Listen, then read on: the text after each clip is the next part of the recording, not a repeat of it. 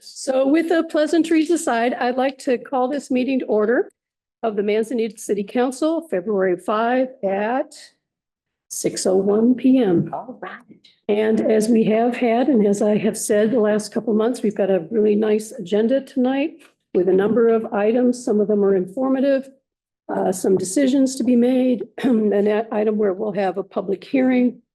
We will request input from the community at a number of points, but specifically informally in a public hearing when we talk about one of our agenda items later. But first off tonight, we're going to do something a little different. We're going to start with a proclamation to honor Dr. James Bond, who was a former mayor of this city. And I'm going to turn it over to Councilor Campbell to kick that off. And I already see we have some family members of Dr. Bond on the, great, nice to see you. I don't know if you, can you see us waving? Yeah. Is it all right? All right, good. Well, I'm going to turn it over to Tom and then say a few words. So go ahead, Tom. Thank you, Catherine. It's really an honor and a privilege to introduce this first item on tonight's agenda. Tonight, we're recognizing our former mayor, James G. Bond, and he went by Jim. There's a little story behind this. Last spring, the Historical Society had the executive director of Oregon Black Pioneers come and give a presentation.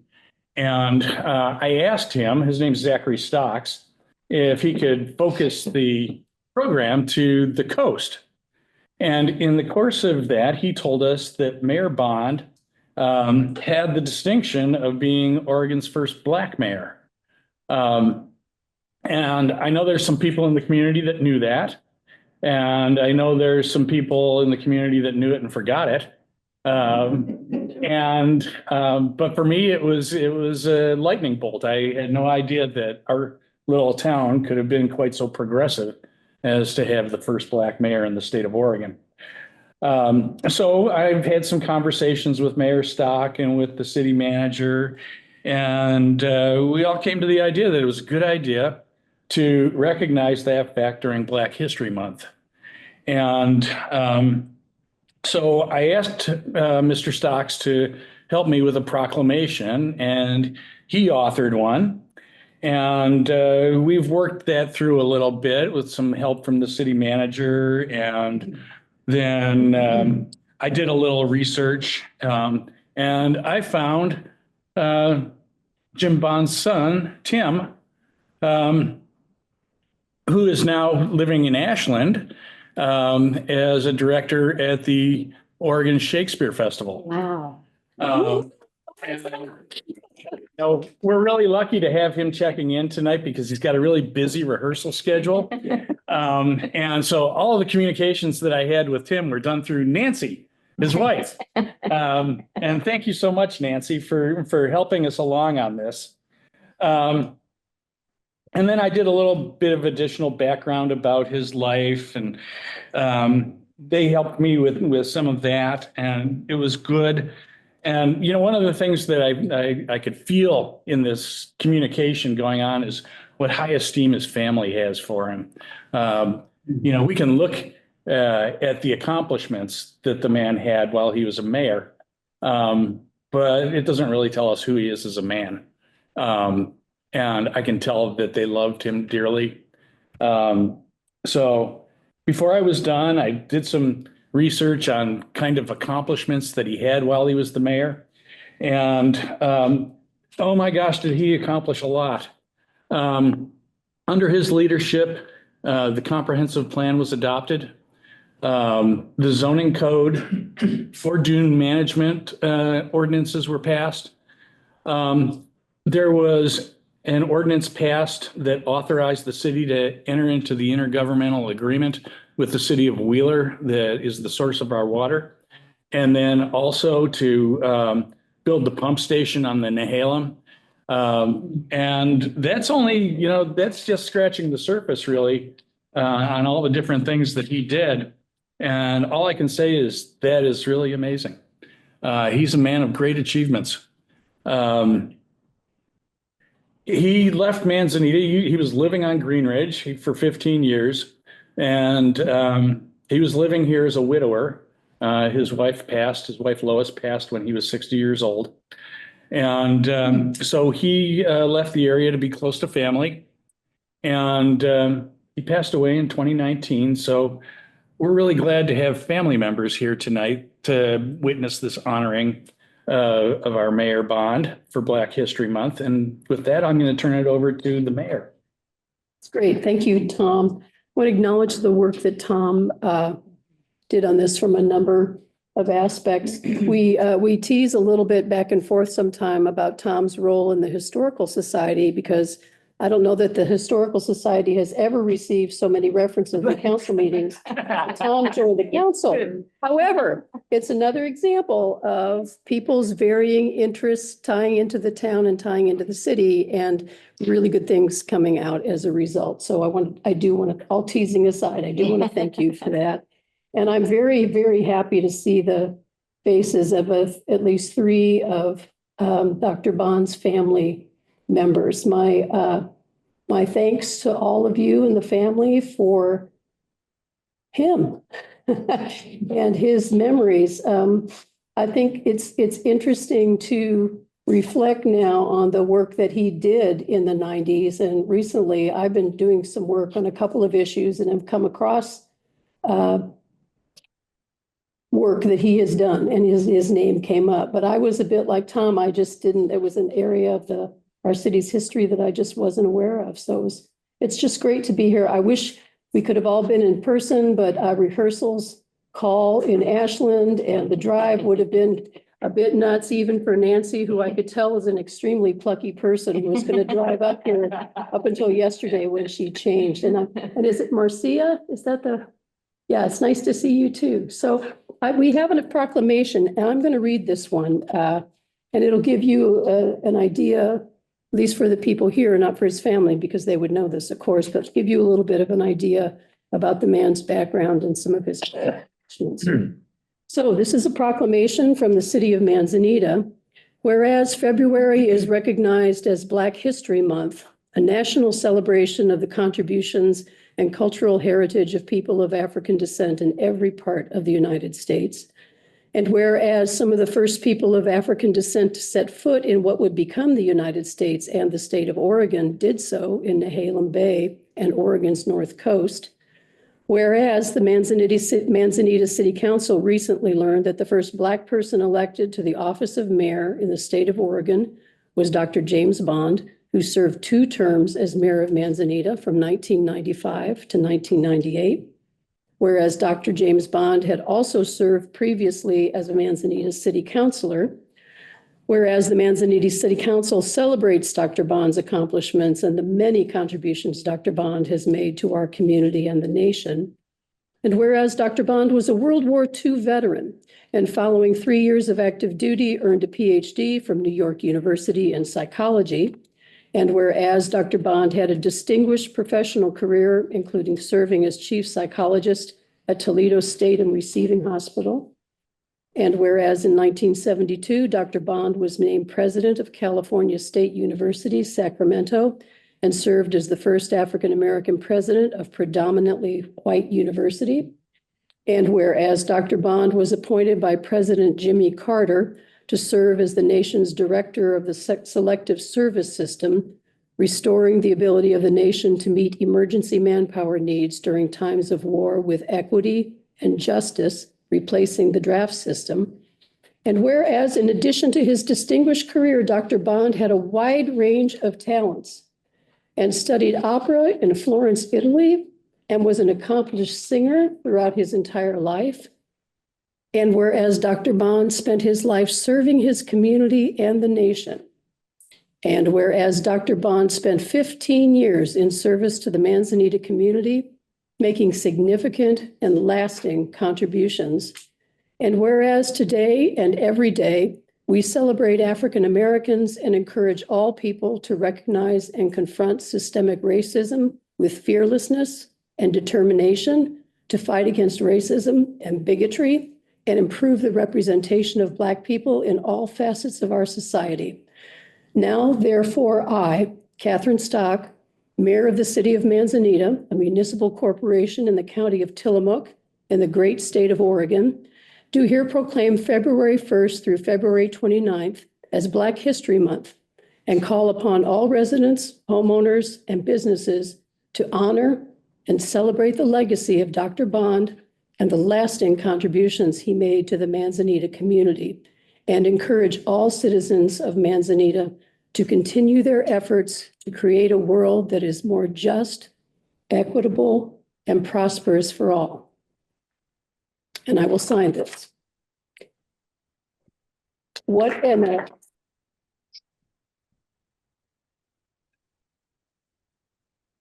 just an amazing man. I mean, I was ready for accomplishments, but then when I hit studying opera in Florence, I just, the range of the man was amazing. So would anybody from the family like to say a few words? That is optional, of course, if you'd like to, but if not, that's okay too. I'd be happy to, Mayor Please, Stock, Tim. and thank you so much for honoring my father today, and for the City Council's recognition of his contributions to Manzanita. My dad, yes, he was an extraordinary guy. I'm trying to speak through my tears right now, tears of joy that he's being recognized, and tears still of losing him 5 years ago. But he was a humanist. He was a psychologist, a healer, uh, and an educator, and he gave service to anyone he was around. And he was so excited to move to Manzanita when he did. He had planned to be there with my mother, but she passed right after he retired, and he was determined to get out to somewhere on the coast. And when he found Manzanita, he fell in love with that beach. He fell in love with the community. And while my dad was not a lover of politics, he loved service to community and service to bringing people together. And so it was a very special time for him. All the years that he lived in Manzanita, we visited him often. My wife Nancy and I were married in Manzanita. Wow. And the community came out and came to that, and they basically married us, the Manzanita. So, my marriage with Nancy, our children are absolutely a product of Manzanita and of my dad's love for it. And we love the community as well. We were just there, ironically, for New Year's, and thinking about whether anyone remembered my dad anymore. And so it's very moving to know that he's remembered. And he was a great lover of nature. He was a lover of the ocean. He worked on the Oceanographic Commission of the state, and helped to get the tsunami warnings in Manzanita, and all the other things you said about the water and the connection to Wheeler and all that. That was very important for him. And I'm just deeply honored and thankful for you all.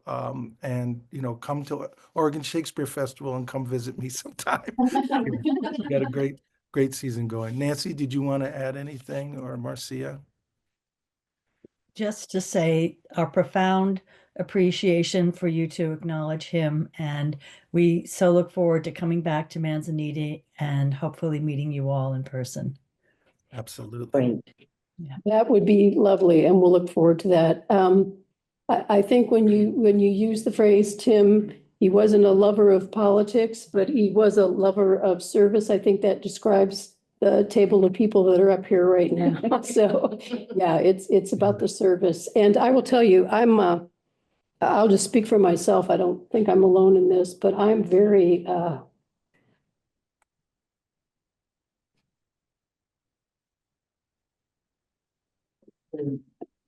that's the word, moved. My pal here, that very moved. Learning about your father. Yes. Thank you. He loved that place, and I'm glad to see that this current mayor is carrying on a tradition of real love of community and of service, and to feel that on the council as well. I know it was very important to him, again, we're just deeply grateful for that. And I've always suspected that he was probably the first Black mayor in Oregon, but it's never been publicly stated or said anywhere. And he's never been somebody who looked for recognition. That's just not how our family operates. That he was the first Black president west of the Rockies was nothing, it's just he was a person that broke barriers simply Mhm. by being a humanist and by caring. And again, thank you so much for honoring him and for honoring Black History Month. It's an important to remember all these pioneers that have laid the ground and on whose shoulders we all stand. So thank you. You're very, very welcome. And I understand there's going to be an incredible August Wilson play that you are currently rehearsing, and it's going to be opening soon. Is there a date for that? We Opening open, night? I think March 16th, and then it will run all the way through most of July. Okay. So, Well, we hope very, you can come. Yeah. yeah, I'd love to. Very best wishes to the whole family. Thank you so much. Is it possible to have a copy of the proclamation mailed to us? Oh, yes. Oh, yes. Thank you. Thank you very much. I'll get out the gold pen. We'll make it as special as we can. Yeah. No, seriously, thank you so much. And I love to see the generations participating too. That makes it even nicer. Yes. So, And I And think our before we son leave is the on topic- too, but his power went out today. He lives in oh, Mahalo, Oregon, and so he's not able to get on, but I think he's on his phone listening. So okay, good. Well, and I think Tom's got one more. I just wanted to say before we leave the topic, he was also a leader with the Nehalem Valley Historical Society. And by the way, Zachary Stocks is going to give another program this Saturday at NCRD. So Excellent, excellent. Well, thank I you. just have to do that, you know. Yeah. Thank you. Thanks very much to the family. You are certainly welcome to continue on off camera and watch the business of the city of Manzanita. That is not It's required of boring. any of you, but anyway, Believe. yeah, your dad would understand that. They're just things that have to get done. So, yeah. Thanks so much to everybody. Thank you for coming. Appreciate that. Okay. Well, I knew there'd probably be a council meeting at some point where I get choked up, so that was the one for me. We'll see how that goes. It's pretty choked up too. Yeah, thank you. Thank you, Tom. Thank you very much, Tom. Okay, well, it's back to more regular business here. The first section of our meeting generally begins with audience participation. I don't think we had anybody sign up on the way in, but is there anybody in the audience who wishes to make a comment or statement about anything that's not already on the agenda? Okay, our diligent Nancy is online watching today, not in the, so you can just picture her at the table with Josh where she Yeah. normally sits. Nancy, do we have anybody online that would like to make a statement or comment? No, Mayor, we do not. Her voice is the same. It's It just as if is. she was It here. Okay, thank you, Nancy. All right, then, so we'll move into our next kind of classic thing we always do, which is the consent agenda. And then for those of you not familiar with that, this is where we approve the minutes of several meetings all at once, plus the bills that have been paid. We do that all at once unless counselors have any need to discuss anything particular. Do we have any particular question, issues? Okay, so what we'll be doing now is approving the minutes from last month's regular session, which was on January 8, the work session that we had on January 15, and another budget committee work session, which we held on January 21st, and then approval of the bills. So may I have a motion from a counselor at this point? So moved. To accept the consent agenda? Great. I Second? second. Thank you. All in favor? Aye. Opposed?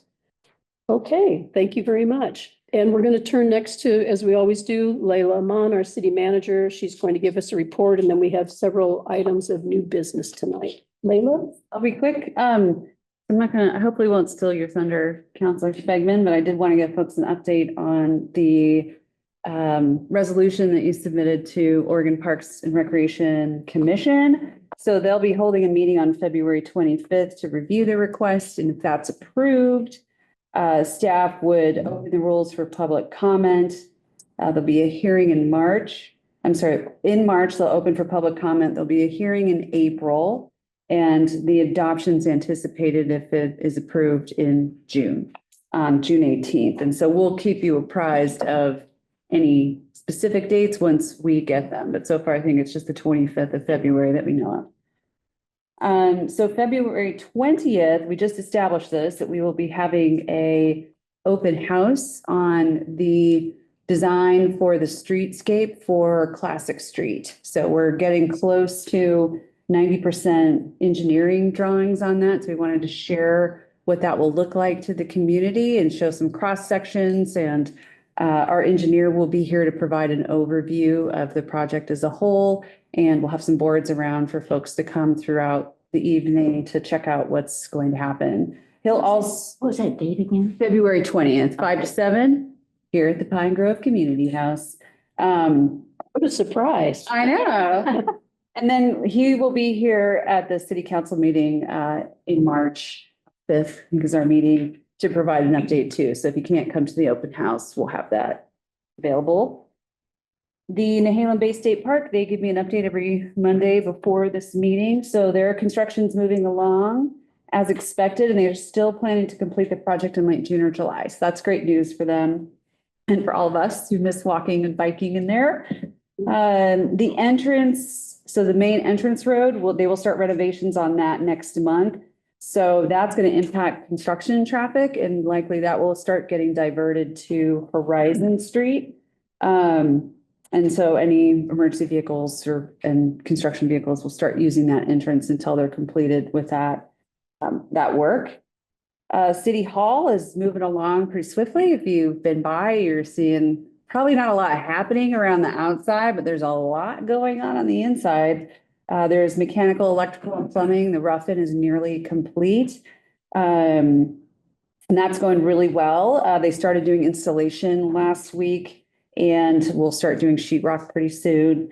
The exterior doors, if you noticed, I noticed the other day that the garage doors are on. They're really nice. So those have been installed. So drywall and siding is up next, and we expect that to start soon. And then we're working on procurement, such fun things, but critical. So furnishings, AV equipment, those kinds of things. So still on time and on budget, as I like to say. So we're really excited about that. Planning Commission will be held at 4 p.m. on Monday, the 10th. We have an application for 60 units of affordable housing in the area it's almost officially annexed, but is being annexed into the city. There's 12 acres of land to the east of the city that will be annexed into the city. So there's 60 unit Home First development, and that's an affordable housing project that received low-income housing tax credits from the state of Oregon. Is also one of the main reasons why we received funding for the Classic Street Connection Project, because the water line we're putting in is actually going to connect directly into that area to allow for them to connect into our water system. That was an essential piece of infrastructure that was necessary for housing to even develop in that area, because we didn't have adequate fire flow. So we'll have that, which is one of the main drivers of the schedule. So that's being held at February 10th, 4 p.m., and that will be done via Zoom. And then if you want to take your friend, partner, spouse on a date, we have a Valentine's Day court at the fire department at 1:30 p.m. So feel free to go. It's always entertaining. That's all I have. Thank you. Great. Valentine's Day at the city court. That would be interesting. I don't know about that. For the judge. Okay, yeah. All right, thank you very much. So I would like to invite up from the Tillamook People's Utility District. I like saying the full thing, the Tillamook People's Utility District. Tonight we have with us Todd Simmons, who's the general manager for the People's Utility District. Great. And he's here to give us some information and I think do some general education and talk a little bit about what's coming up for you, for us as customers of Yes. yours. And we're looking forward to hearing it. And do you want to introduce the TPUD always comes in as a team, so I like that very much. So Yeah, I want to call out the folks. thank you so with- much for having us. Like the mayor said, my name is Todd Simmons and I'm the general manager at Tillamook People's Utility District. In Oregon, they're People's Utility Districts, and there are 6 electric utilities that make that up. Joanna Stelzig is the public relations manager. So when you see the rural light or communications during outages, et cetera, Joanna takes care of that along with just about everything else. And what she doesn't pick up is Marissa Dewar. Marissa is the executive team manager, so she manages the board and the rest of the managers at. All right, should I have a seat? I think the sound will probably be better for Okay. people if you do, yeah. Well, thanks again for letting us come and speak with you. Thank you. We're gonna talk a little bit about some of the challenges that we're seeing in the Northwest as far as affordability and resource adequacy. But I wanted to start with a little bit about the Tillamook Peoples Utility District. You can see that's our district there. We're all of Tillamook County and a little bit of Clatsop and a little bit of Yamhill counties. We've got about 23,000 customers. We've got about the same amount of poles. So a lot of maintenance to serve the folks here. We're nonprofit. We were established way back in 1933, but didn't start serving power until later. One of Bonneville's first customers, Bonneville Power Administration, is where we get about 99% of our power. 1,125 square miles, so pretty big service territory for that amount of customers. You can see that residential customers make up most of our load, but only about 56% of the actual kilowatts, where you can, if you look down a little bit lower, and our industrial customers, just 0.1% of our customers, but almost 20% of the usage. We are a residential winter peaking utility. So we're not the best customer for Bonneville because everyone turns everything on in the morning and we ramp up, and then we kind of get a little bit light in the afternoon. And in the wintertime, we use a whole bunch. In the summertime, we don't use as much. And we're kind of at the end of the line from a transmission perspective. And so we pay a lot of dollars in demand charges, meaning when that goes up, we pay more, and also load shaping. So at the end of the year, they take a look and see how consistent we are with our power. And if we're like this a lot, then it costs more because it's harder to serve that. Yeah. So a little bit different, but that's who we are. We've got close to 90 employees, 95 if you talk about our high school folks that we hire every year. We also have a employment for education program where we hire a student that's going into college, and we keep them around the whole time they're in college or at university, and they come back during winter and spring breaks, summer times, and they're able to come back to the community and work with us. So about 95 if you count everybody. What we're talking about tonight is kind of this balancing act of trying to provide electric service that's affordable, environmental responsible, and reliable. And we're starting to chip away at a couple of those legs, and it's making it difficult for us to meet our mission. And you see our mission up there is through collaboration and operational excellence. Tillamook PUD provides safe, reliable, sustainable, and competitively priced power to our customers. We're not the only ones that are starting to struggle a little bit with affordability and reliability. And so I'll be talking about that today.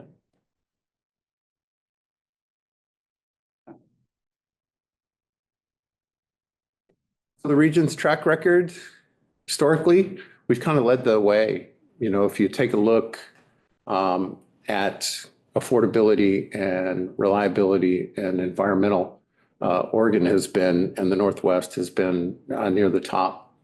If you just advance one, you can see that, and then hit one more and it'll highlight Washington, Idaho, and Oregon there. And you see in the top 5 of, this is from 2021. And so you can see that, hey, we're doing a really good job of kind of balancing those things. But it's getting tougher and tougher, and we're starting to drift away a little bit with affordability. And from a reliability perspective, we're running out of power. Next one. Maintaining this position is becoming more challenging. The three big risk areas that we have are extreme winter storms. Our changing climate is sometimes we end up with the same amount of precipitation, but it comes all at once.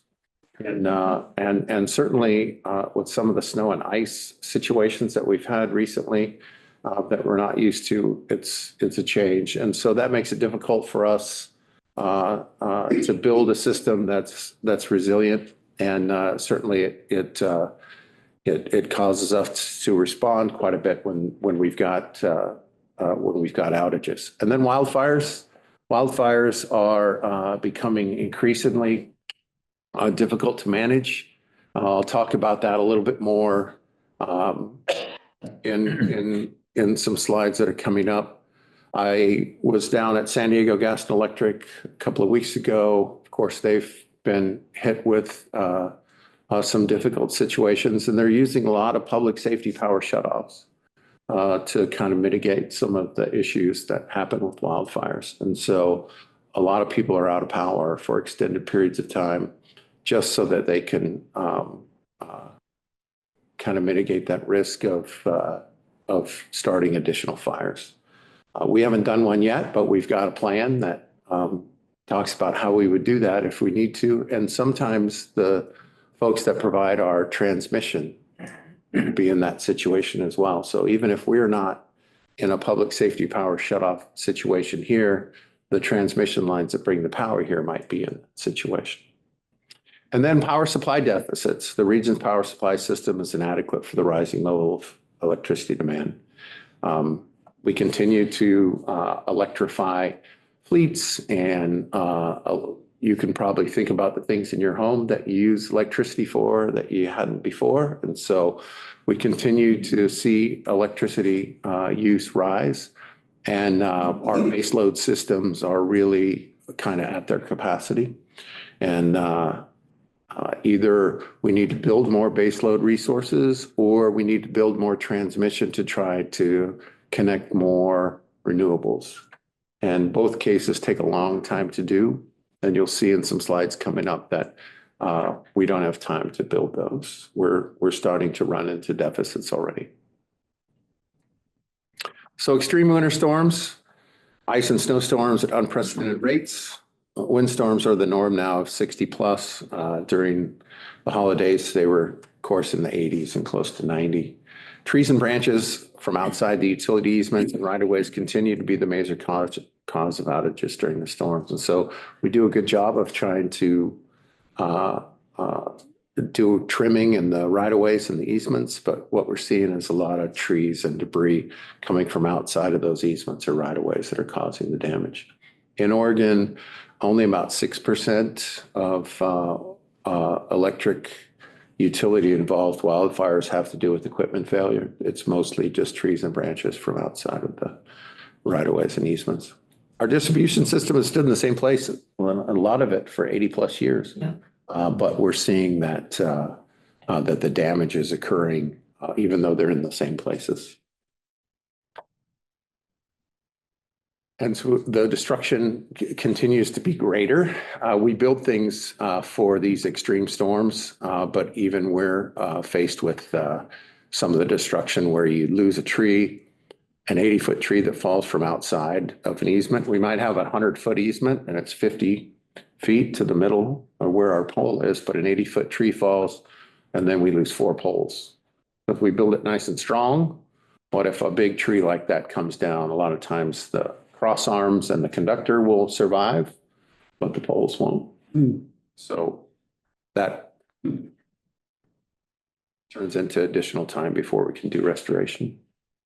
These are just some of the pictures of recent storms that we've had that kind of show you that, hey, even though we're relatively clear where the line is, we get trees from the other side of the street or outside of the right-of-way that come in. And then you can see the ice build up on our system. And so not really used to that, but we're seeing more and more of it.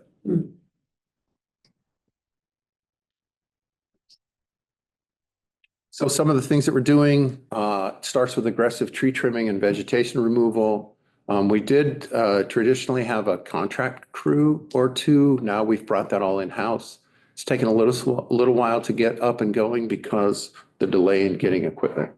But we're all geared up for that now. And so you'll see just in-house crews doing all of our vegetation management. Also making a lot of capital investments, hardier construction, undergrounding. Ultimately, some extended outages are going to be unavoidable. It's difficult if we would try to do something like underground the entire system. There have been studies that show it's about a 400 to 500% rate increase to try to do something like that. So it's possible, but not all at once. And so we'll slowly look for some of the riskiest parts of our system and look for opportunities to underground. So helping customers, and part of this today is, that this is a group in an area, part of the community that does just amazing work with emergency preparedness. And that's what we need to continue to do, is have customers prepared and ready for what's coming. Particularly important, and you know this about rural communities without as many resources, it's important that we're all involved in this. So we had most of our transmission lines out during the holidays. And so even though we had a lot of our system up, all but one of the transmission lines bringing power into the county were out. And Bonneville called us when we just had that one line going and asked us to curtail and said they were going to shut us off because of the impact on the line getting to us. And so we made some calls and told them they couldn't, and did everything we could and actually kept them. It stayed on. They were able to curtail some other loads and switch some things around and then get some of the other transmission lines coming up. But that's kind of the new norm. Wildfires. So the threat of wildfires now is a near constant between April and October, obviously year round in other parts of the country. There's no uniform agreed upon standard of care. I'm currently working with the governor's office and a number of representatives looking to create some legislation that will help us with that. But utilities face different liability profiles, like a utility in the Dalles that might be similar sized as us, a lot fewer trees, but a lot hotter summers. And so really different. It's really hard to create something that's uniform in Oregon. There are only so many tree trimmers, and we don't have unlimited budgets. And, we like our trees in Oregon. And so we want to do the best to kind of create situations that works for everyone. But the consequences may include bankrupt utilities, higher rates, and lower reliability. If we have more public safety power shutoffs, we might be shutting off fire pumps. We might be shutting off wells that people are using to fight fires or to mitigate some of their risk. And so we're real careful about what we might do. But some of the higher rates that you're seeing from our investor-owned utilities in Oregon are directly related to the mitigation plans that they're doing for wildfire. So public safety power shutoffs become more frequent. At San Diego Gas and Electric, they've got 40 drones and 8 helicopters. And after every public safety power shutoff, they use aerial equipment to take a look at their entire system before they energize again. Wow. We have certain parts of, that's an example of fire in our area, wind storms, et cetera, where a tree falls on the line and then takes down a pole. We're in that same position where we need to be careful about our system, especially up into the canyons when we're in red flag warnings. This is part of a page out of our wildfire mitigation plan. You can see kind of the orangey area, that's moderate risk in our county, mostly in some of the forested mountain regions, not so much down closer to the ocean, but you can see that there are risks in our county. Lots of trees lots of vegetation. Also 88 inches of rain helps us, but we do have that risk. So we're aggressive with our tree trimming, including partnering with our customers. Even though we get to the majority of our system within 4 years, we still go back and trim what are called burners. Trees that have grown so much in those few years that they're touching, making contact with the lines and burning a little bit. And so we do our best, but the vegetation really grows, of course, you know that. We haven't done one yet, but we do have a process for public safety power shutoffs, a big communication plan as far as giving notice and trying to let you know. But sometimes Bonneville might let us know that, hey, it's going off in an hour. And so we'll scramble and do the best we can. But if we're going to do one, we'll let you know. Currently, there's no foolproof solution. You've seen some of the settlements that have happened with Pacific Power. There are two public utilities, consumer-owned utilities that are currently going through the court systems. And so we won't know the results of those in a little bit, but could be very impactful. And of course, for a nonprofit like we are, we do have some tort protection, but it hasn't really been challenged in the courts yet. So utilities can do everything right and still face liability. For Pacific Core, they had their wildfire mitigation plan. They had it in place. And, you know, linemen like to go and get the power back on as soon as we can. And one of their linemen went out, saw that their tree was on the line, removed the tree, patrolled the entire line. There was still a windstorm going on. They came back to energize, and in between doing the inspection and energizing, another tree had fallen into the line, and they energized into a fault and started a fire. And so those are the kinds of things that are out there. Part of our wildfire mitigation plan is in some of our canyons, we set it up so that if our system registers a fault, it shuts off immediately. And we don't re-energize if it's at night. We would wait until the morning so that we can get eyes on it and do those patrols.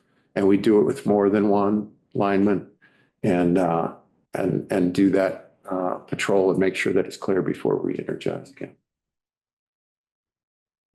Finally, power supply deficits. We're really running out of base load. We're in a mode now where the hydro system is fully subscribed.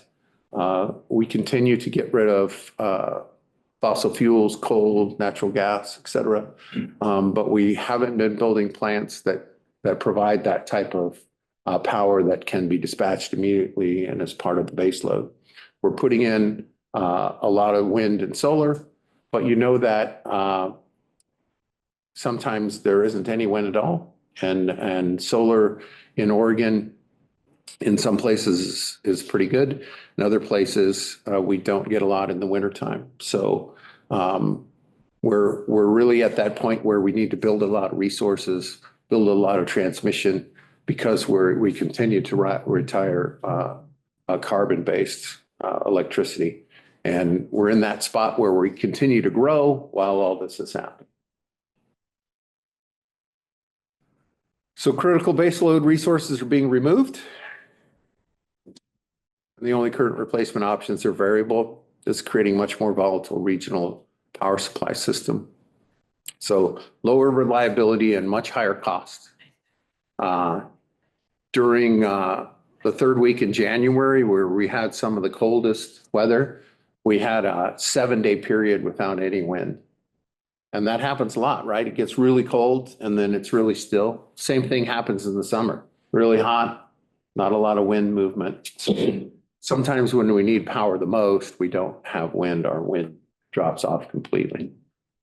Solar works great, and the more we can put on is great, but we still don't have affordable batteries at the largest size. So that they can run all night or run when there isn't as much solar. It's still pretty cost prohibitive. They've gotten to the point in California where last year for about 15 minutes, the entire state was on batteries. Wow. So they're getting to that point, but they're still really expensive And if you need to cycle them at all on a regular basis, they wear out relatively quickly. And so we're kind of racing towards removing parts of our baseload system, adding some of these renewables and hoping that technology catches up so that we don't run into a deficit. PNUC, which is the Pacific Northwest Utility Conference Committee, is a group of investor-owned utilities and consumer-owned utilities in the Northwest that we do a Northwest regional forecast every year. And the latest one predicts that we'll need 30% more power in 2033. So not even 10 years. And if we could continue to grow how we're growing now, continue to get rid of natural gas in areas and continue to electrify fleets and add the Amazons and the Microsofts and the Googles of the world, we're running into a place where it's going to be difficult to provide enough power. The little charts are a little bit hard to read, but on the left side is the summer and on the right side is the winter. And down at the bottom, it's 2024 is the first three. And then January 2027 is in the middle, August 2027 on the summer side, and then January 2030. And so the little dashed lines along the top are what we're required to have. So the reason why we're required to have that much power is because in case we lose some generation, we always want to have a little bit extra so that if something comes up, we can feed it. But you can see that in the summertime, when we have less hydroelectricity available to us, we're already not meeting our requirements. And you can see in some of the out years, 2030, we're a long way from meeting our requirements. That means we need to buy power from outside of the area if it's available. And then the little black dots that are towards the tops of the bars, you see by 2030, those black dots are out. That's our actual load. That's what we're actually using. And you can see in 2027 and in 2030, we start to see some of those little black dots that are outside. So we don't even have to have enough to meet our load, much less our requirements to have additional power if needed. And this kind of shows some of the resources. So in the last 5 years, this is 18 to 23, that gray bar down at the bottom that's retired coal plants. So, hey, good job. We got rid of some coal plants and we're no longer putting that carbon into the atmosphere, but we've replaced it with new renewables. And so when you replace 3,000 megawatts of coal or natural gas or hydro or nuclear, that is constant, that we can draw upon it when we need it. And now we have solar and wind. It's not as reliable. And so we have to build much more solar and much more wind to try to make up that same 3,000 megawatt difference. And we just haven't done that yet. Portland General Electric is building a 10,000 acre solar farm south of Boardman. And so we're starting to see some of the farmland go away for solar, but we're trying to build it near existing transmission because it's so hard to build transmission lines now. So the impact on reliability, you could see getting close to rolling blackouts. In January of 2024, remember around Martin Luther King weekend, we had some snow and some ice, and it was kind of widespread throughout the Northwest. We were out of power. Bonneville was out of power and was buying coal and solar from the Southwest. They were paying between $50 and $70 a megawatt, which is a little bit more than they can create it for, but not too bad. $50 to $70 a megawatt's not that bad. But by the time they went through all the transmission and paid all the tariffs for all the transmission owners through California. By the time it got to the Oregon border, it was over $1,000 a megawatt. So that's what happens if we don't build our own in the Northwest. We're hoping that someone has some power available and we're going to pay the market price. And when there's big regional cold spells or big warm spells in the South, those prices go way up. And it's not, I'm sorry, there was another one there, but that's okay. We don't, oh, okay. So we can see that, hey, it could be in the summer, could be in the winter. So it's not just a winter thing. In the summertime, we don't have as much hydro. We get all the runoff. In the spring, sometimes we're able to hold stuff back, hold water back in the reservoirs and do okay in June or July. By the time August and September comes around, we're really limited the amount of hydro that we can use. And during November and December 23, leading up to that Martin Luther King Day storm, we didn't have a lot of hydro because it was so dry. And that's going to happen. Sometimes we're going to have great snowpack and tons of hydro availability. And sometimes we're not going to get as much, or it's going to run off too quickly. And so we don't have as consistent hydro as we had in the past.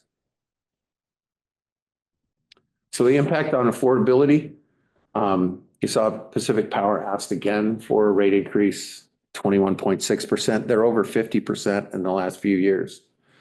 Same with Portland General. Looking at double-digit rate increases for both of those investor-owned utilities for the next 5 years. A lot of it is around wildfire mitigation. A lot of it is paying for some of these payouts after the fires. But traditionally, we've had real low rates in Oregon, and they continue to go up.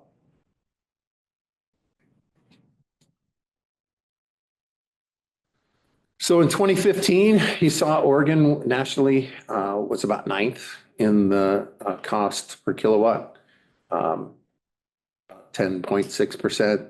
I'm sorry, 10.6 cents. So it used to be not too bad, top 10. You can see Washington up there, number 1, Idaho, number 3. So the Northwest traditionally has been one of the most affordable places to get electricity. Well, you see, there's a little block there, but we dropped down to 27th and up to 13. And you can also see that, I'm sorry, 14.89. And then one of the biggest increases, 14% in 1 year. So you're seeing that mostly from the investor-owned utilities. They're trying to build renewables and retire their coal plants and natural gas plants to meet the new requirements from the state. And that's going to cost a lot of money.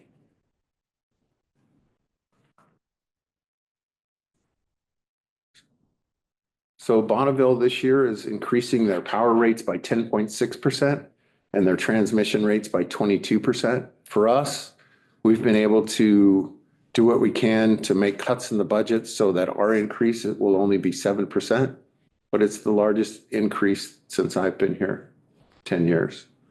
But Bonneville's raising it 10.6 and 22% just in 1 year. Right now, we buy our power from Bonneville at about $40 a megawatt, but we're getting close to running out of our allocation because we continue to grow. So as soon as we run out of our allocation, we'll go into tier 2 power. Bonneville has a statutory requirement to provide us with power, but not at a guaranteed rate. So they've divvied up the tier 1 system to all of the utilities that have Bonneville power. And now they have to go out on the market and buy any additional power. So we're not sure. It changes a little bit every year. We do a lot of conservation work. Some folks are continuing to add solar to their rooftops. We are doing a lot of work with our industrial customers, using Bonneville money to retrofit their equipment so that they don't use as much power. So we're anticipating maybe 2030, maybe 2031, we'll get into that tier 2 rate. And at $70 a megawatt, that's 7 cents a kilowatt. And our current rate is at 8 cents a kilowatt. So there's not a lot of margin there if we're buying it at 7 and selling it at 8. And for our industrial customers, we're selling it at 5. So buying it at 7 and selling it at 5, that means that all of us will have to be subsidizing any additional power because it's going to be more expensive. And that's today's rate, not what it might be in 2030 or 2031. So this is an average electric bill around us in our community. 1,600 kilowatts is about average. That's an industry standard. We're actually in the 15s, almost 1,600 kilowatts on average in our service territory. And for 1,600 kilowatts, All right. 1,600 kilowatts, your bill would be about $182 a month at Tillamook. And you can see at Pacific Power, it would be 56% higher for those same amount of kilowatts. Western Oregon over 100% higher. Portland General 91% higher. Consumers 31% higher. And those are all the utilities right around us. And so public power continues to be, I think, the best way to provide this power, but the costs are going up. So the policymaking must keep in mind all three pillars. It's great that we're doing our best to get rid of carbon, but we've got to do it at a slow rate so that we can either build transmission or more generation, because we're running out of power. And you see what happens when we run out of power. Before we can build it, we end up buying that same coal from somewhere else at a much higher price. So we need to make sure that we're keeping that three-legged stool stable and doing this in a way that will work. So maintaining baseload resources that generate on demand is critical. Keeping the hydroelectric dams, looking at keeping some of the natural gas peaking plants so they're not operating all the time, but they're available to us when we're in those peaking times where it's super cold and there isn't wind, or it's super hot and there isn't wind. And nuclear, even though small modular reactors like the one we have at Oregon State University still aren't ready to be deployed, we are starting some of that work. Not in Oregon. We're not able to build those in Oregon, but we are in Washington and Idaho. And there are some projects that are starting to happen. The Amazons and Googles and Microsofts of the world all have energy divisions now.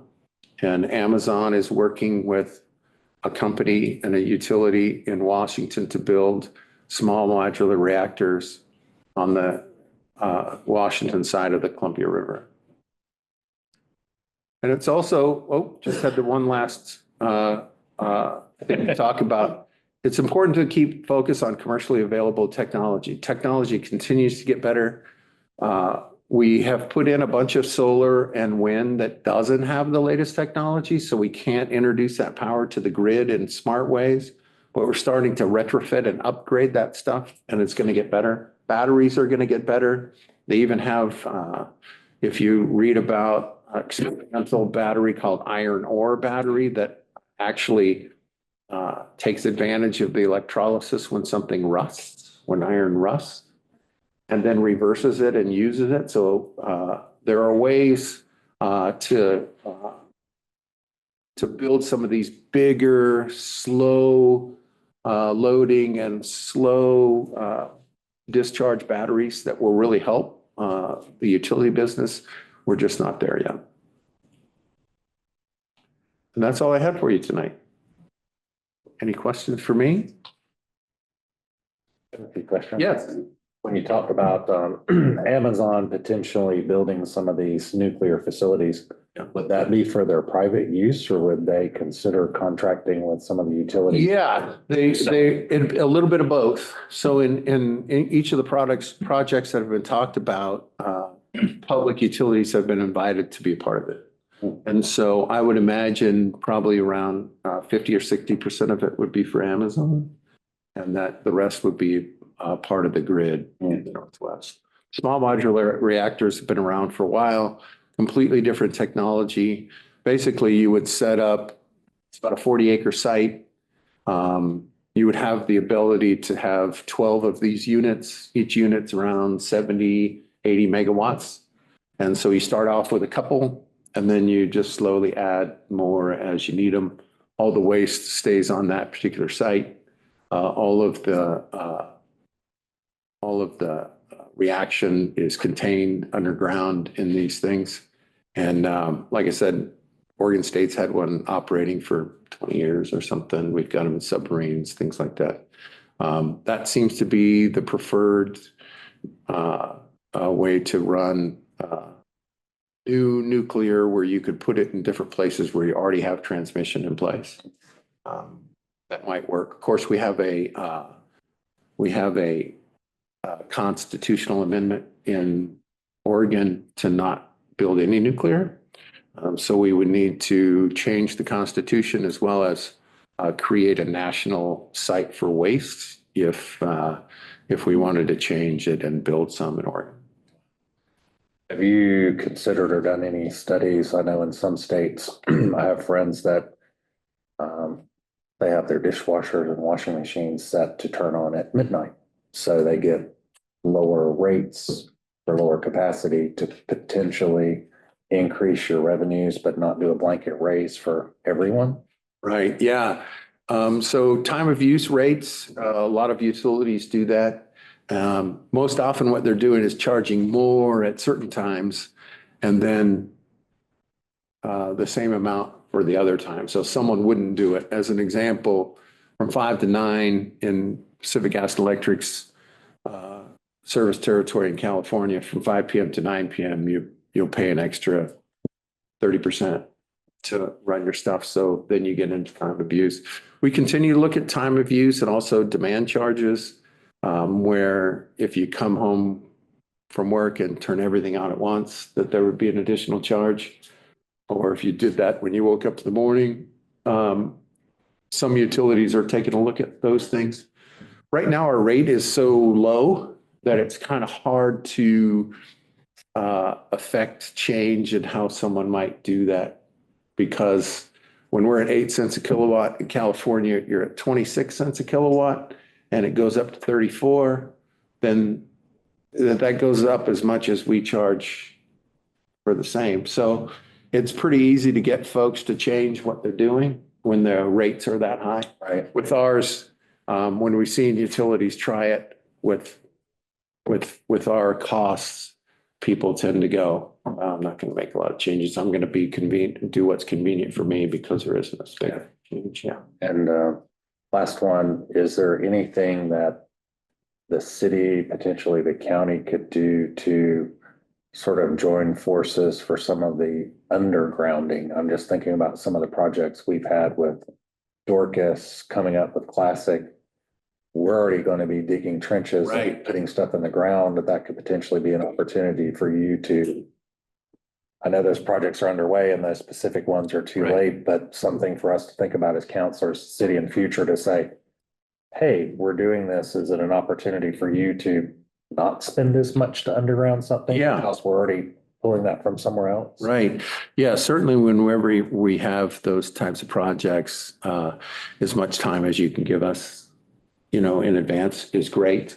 You can also do things like reserve some of your franchise fees to put in a little coffer to help with undergrounding projects, so that you can get more done. Some cities adopt an undergrounding policy where so much needs to go underground every year, or new business needs to be underground, et cetera. Whatever you do, it's best to do something that's a little bit more widespread instead of just focused on the PUD. And the reason why is because of all your communications partners. If you just have reserved some of the dollars from your franchise fee and just do it with electric, then you don't get rid of poles. You just get rid of electricity on poles. You still have the poles with all the communication lines. And so you kind of want to do something that includes everyone. When I was at Pacific Gas Electric in San Francisco, they had an ordinance that required so much to be undergrounded every year. And so the utilities would just pick projects and put stuff under the ground in addition to all of their new business. To put in a green field, if you've just got an open field and you wanted to build a subdivision, to put in underground facilities instead of overhead, about 3 times the cost. So about 3 times the cost for undergrounding. To go in and retrofit down an existing block that already has water and sewer and landscaping and electric facilities that are served from overhead that you need to convert, about 10 times the cost. Wow. So, and there are some parts of the county that we've undergrounded and then gone back and put it overhead because it washed out so many times. So it's not the end all, but in a lot of cases, it works well. Helps with wildfire mitigation, helps with storms. The advantage of overhead system is we can see what's damaged relatively quickly and work to restore. Undergrounding might be a little bit more protected in certain storms or wildfire, but when it's out, we don't know exactly where it is, and it's going to take us a lot longer to do that repair. And so generally what we'll want to do is have the ability, some redundancy in an underground system so we can switch stuff around so that we have an isolated area of outage that are going to be out for a long time while we do that repair. So it might include an excavation. It might include pulling out old wire and putting in new. Sometimes that wire ends up failing and welding together with the pipe or in there, and it's difficult to pull it out. So we need to do an excavation or something like that. So usually the repairs take a little bit longer, but you don't have as many. Thank you. Any counselors have any other questions? I Comments? just want to Or follow the up. city manager, perhaps? Go ahead, Jerry. I make sure that if there's anything else that we can do at a municipal level, undergrounding is certainly comes to mind, but is there anything, I mean, you gave a very bleak report. Yeah, sorry. Sounded like a plea for help. Right. Yeah, I when I originally did it, I was like, hey, I need to be, kind of share the reality. Yeah. But at the same time, as I get through it, I go, boy, that wasn't really exciting and fun for everyone. One thing that you can do for us is support the hydroelectric system. About $650 million a year of ratepayer money goes into fish and wildlife mitigation and recovery. And we have had record salmon runs recently. But there are still the state of Oregon, the state of Washington, 4 sovereign nations that are still interested in pulling dams, specifically the Snake River dams. And that's about 3,000 megawatts of power that eventually can come out, but we need to do it in a way that we build the other resources first and take care of the navigation, flood control, all the other things that go with dam removal. And it's gonna take a while. And what we're doing is we're getting rid of all the carbon-based resources now and creating a volatile system where we just end up buying that same carbon resource somewhere else.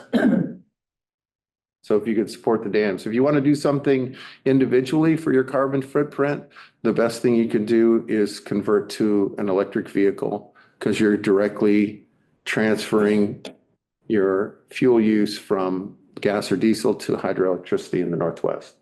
Now, if you buy an electric vehicle in other parts of the country, you're just changing it gasoline for coal. So there's not a big difference. But for here in the Northwest, and specifically with Tillamook PUD, you're getting mostly hydroelectricity. So you're converting from gas or diesel to water.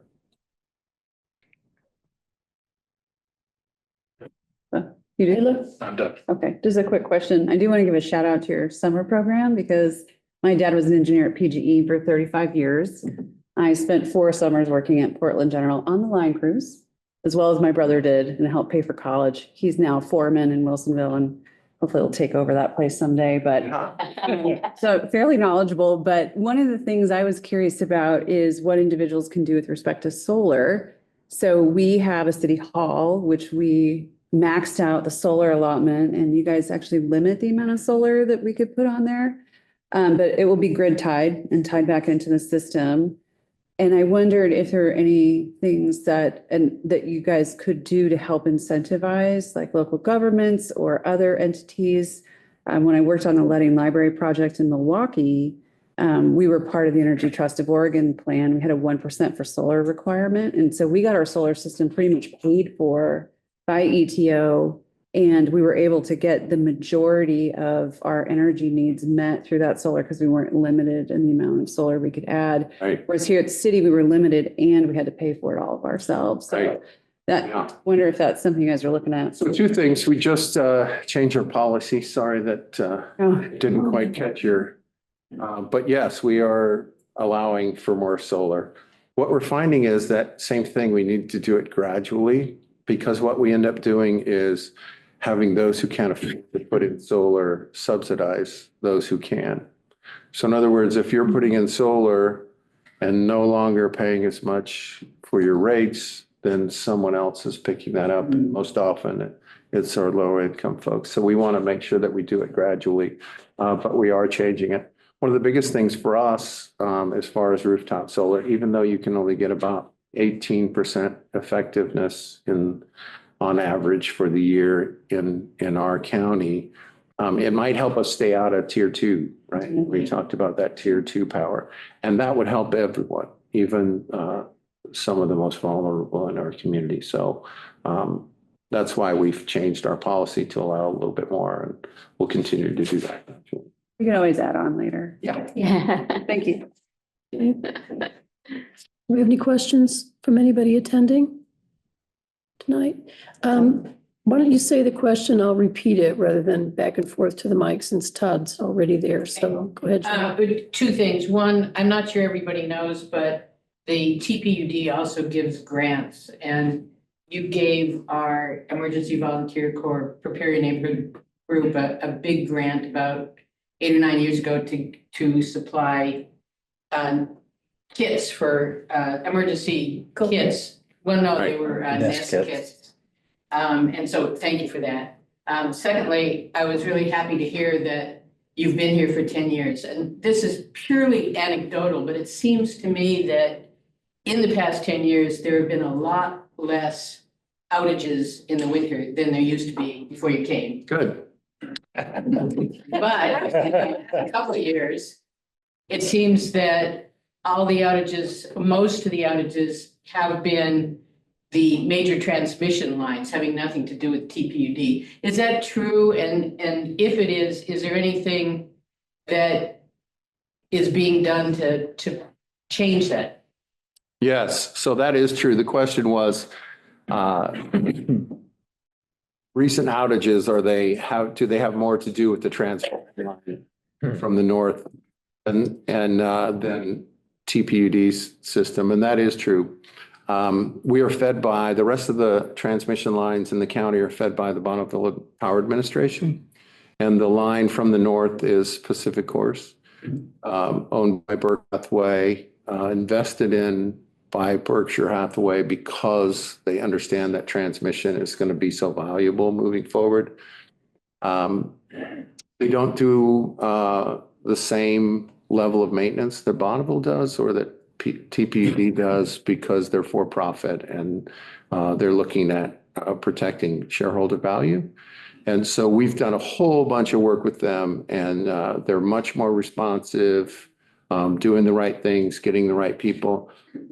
Tillamook PUD paid for a study. We spent about $250,000 to tell them exactly how they can engineer their way into better reliability. They have finally adopted that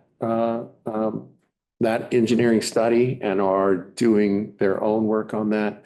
And we're hoping that in the next few years, we're able to put some sectionalizers on that line so that when we do have an outage, if the outage on that line is north of us with their customers, then they can open it up at the county line, and we can feed from our Bonneville line from the south so that everyone can come back up. Or if it is in somewhere within Tillamook County that we can isolate around that and still feed from the north and the south and have most folks back up. So that is in the works. It's a little bit tricky about how transfer service works, and that's what Bonneville calls it, is transfer service. When they don't provide the transmission, when they're paying someone else.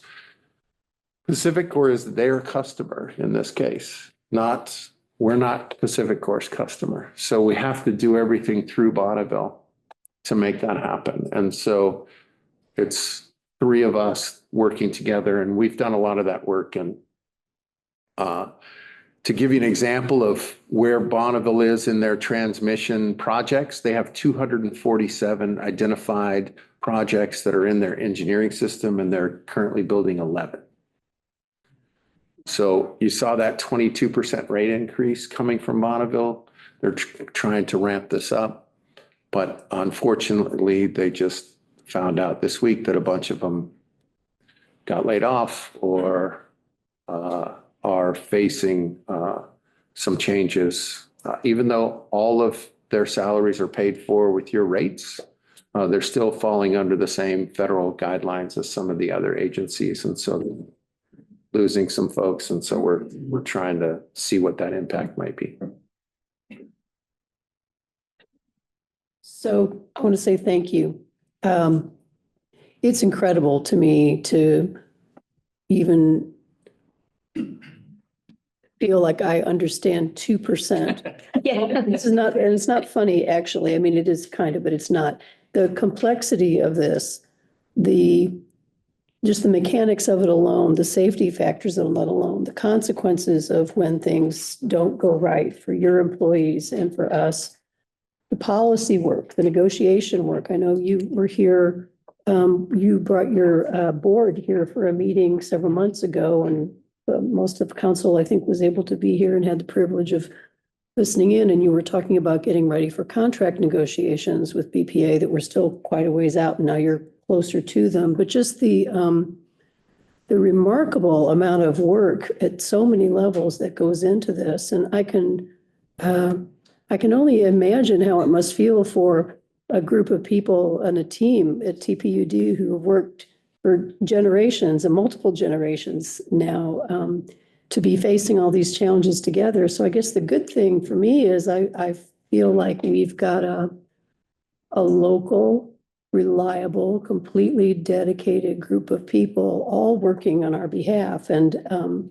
I think that shows up in how you come with your team, the presentation you gave. I think we're here, we're interested in facing what's going on. So the lack of, but the good news is, that doesn't, I'll just speak for myself, that doesn't bother me. It's better to know what you have to face and then feel the sense of confidence in the people that are facing tough things together. So we would invite you back with your team at any time, Todd, to share news if there is anything going on in the Oregon legislature that's specific that we can assist with or help be another voice. The city, of course, would be very glad to do that. And all you would have to do is just let us know what to say and to who, because I mean, I've never lived anywhere where anybody has loved a utility the way that people do.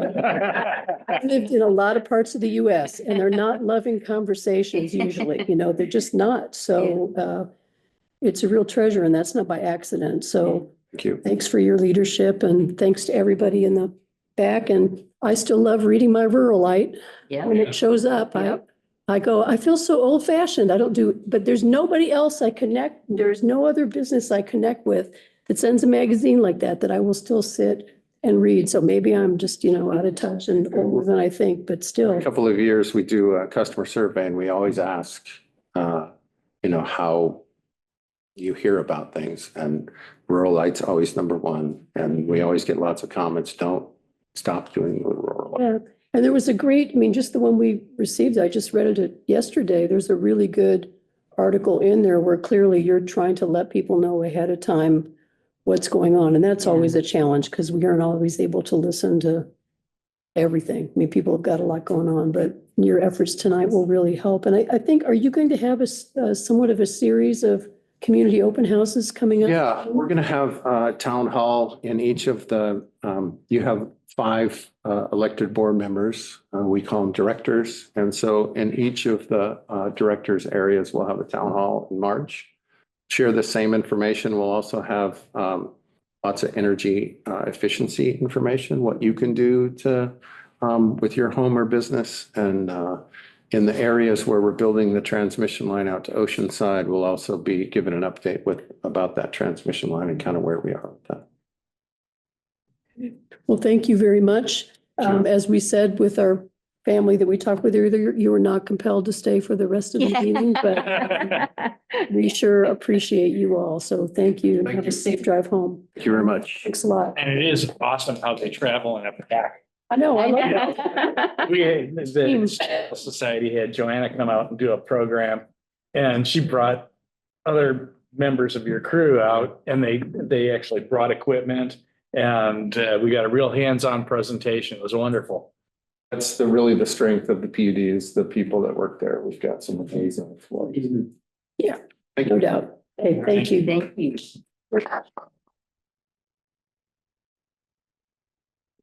Knowing that these folks traveled, we went and started with our second item of new business. But now I'm going to go right back up to the top, item A, which is the appointment of our council president. So in the January meeting, several of us were sworn in, and so we're all here and happy. But what we didn't do in that meeting and we're going to do tonight is hey, Chip, could you keep it down, please? Thank you very much.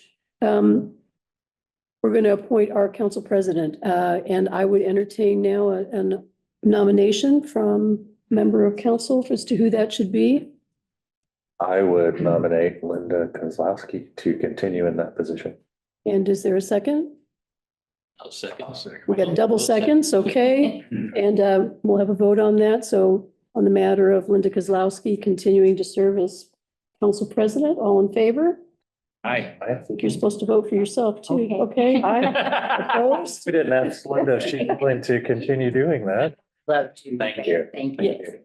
I did ask you in advance. You of the did. meeting, just You to give a percent. Just in case. Yeah. We're good. Okay. Thank you very much, Linda. Thank you. Your service in that role means a lot. A lot of that work is behind the scenes and people don't always see it when we're in council meeting, but there are a lot of things that you attend to with a lot of relish and joy, actually, and it makes a big difference. So thank you very much. Okay, look forward to that. Vote or We Did we vote?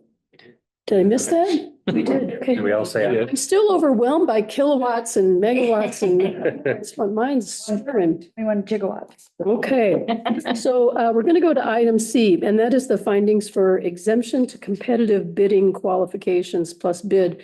Layla's going to take us through this. We've talked about this now in a couple of council meetings, and it has to do with the kind of approach we will take to do the contracting for the Classic Street project. And because it is a public hearing that we're going to be holding within our kind of council structure, Layla's also going to remind council and you what the procedure will be for that. So please, Layla. Thanks. Thank you. So tonight I'm asking the city council to act in its capacity as the local contract review board to adopt findings via resolution that would grant an exception to the city from competitive bidding for the Classic Street Connection project. So the form of the public hearing is you call a public hearing to order after I'm done kind of explaining what I'm asking for and deliberate or ask any questions of me. And then you would invite the public to ask any questions.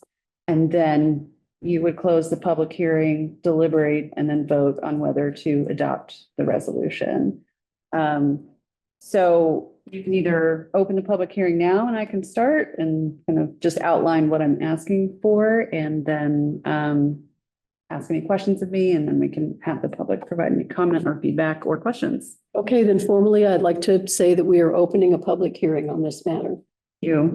Okay, so as Mayor mentioned, we did talk about this at the last city council meeting, but what I'm requesting is that the city council adopt findings that allows the city to do an alternative approach to bidding out the Classic Street Connection project. We're required to follow Oregon procurement laws for public works projects like these, we typically have to just take low bid, and that's how it works.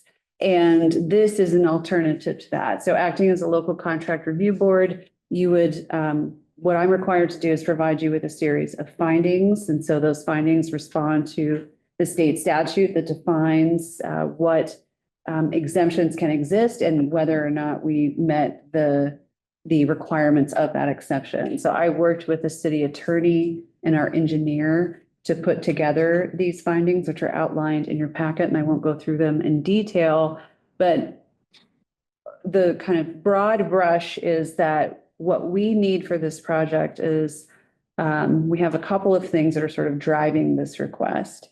The first is the timeline. So we have a very aggressive timeline on this project because we're receiving state funds. As I mentioned earlier in my remarks, we have a project that, if approved, will start construction fairly soon. And so those two things need to line up. We have really unique soil conditions here. We have soil is generous. We have a lot of sand here. And so that adds a different layer of complexity to the work that needs to be completed here to be done effectively. This project is adjacent to a series of steep slopes. We are also building a road to the west that also is on a steep slope. And so some familiarity with how to work with the sands that we have here, the soil conditions, and an understanding of how to build a structure that would support the road. And so we need a contractor that understands those things. And so when you're in a low bid environment, you have zero choice as to who you're selecting. And it isn't to say we still may select the low bidder on this, but what it allows the city to do is ask for, so it's still competitive. We still put this out to a competitive process, except we do this through a request for proposals. And what we're asking for in that RFP, their experience with projects with similar soil conditions, slopes, and so forth, their ability to meet the timelines, who is their staff, how are they going to do that, and those general qualifications. And so we will put this out similarly to a competitive bid. We'll have all the bid documents as part of it, but we will be asking for that information. And so we've done a little outreach to folks to see if that will limit or dampen competition. And we got some feedback with, like, most contracting firms, unless they're really huge, don't have marketing departments. And so we're going to make sure that the requirements that we ask, aren't overly onerous, that you would have to have some fancy glossy sort of thing to respond to. So with that, the findings really outline in more detail. I also attached the geotechnical reports. So there are two. One of them we did initially before we went out to a competitive process to get the engineers to see what the foundation of the road condition was, because we weren't sure. And we learned that the majority of the road bed is actually in pretty good shape, but we do have to rebuild a significant portion on the western side. And then the additional geotechnical work was for the extent of that alignment, looking at the slope conditions, which informed some of the design, which I'll talk about in February at the open house. And then our engineer will be here in March to talk in more detail about how we ended up with the design that we are going to propose, as well as the east-west connection that will connect into the area that's being annexed. So what this allows us to do, it's similar to, as I mentioned last time, and I think it's good to just mention it again, what we did with the City Hall project, where we selected a CMGC. So instead of doing low bid on that, we selected a contractor ahead of time that worked with us through the process and resulted in a lower cost project.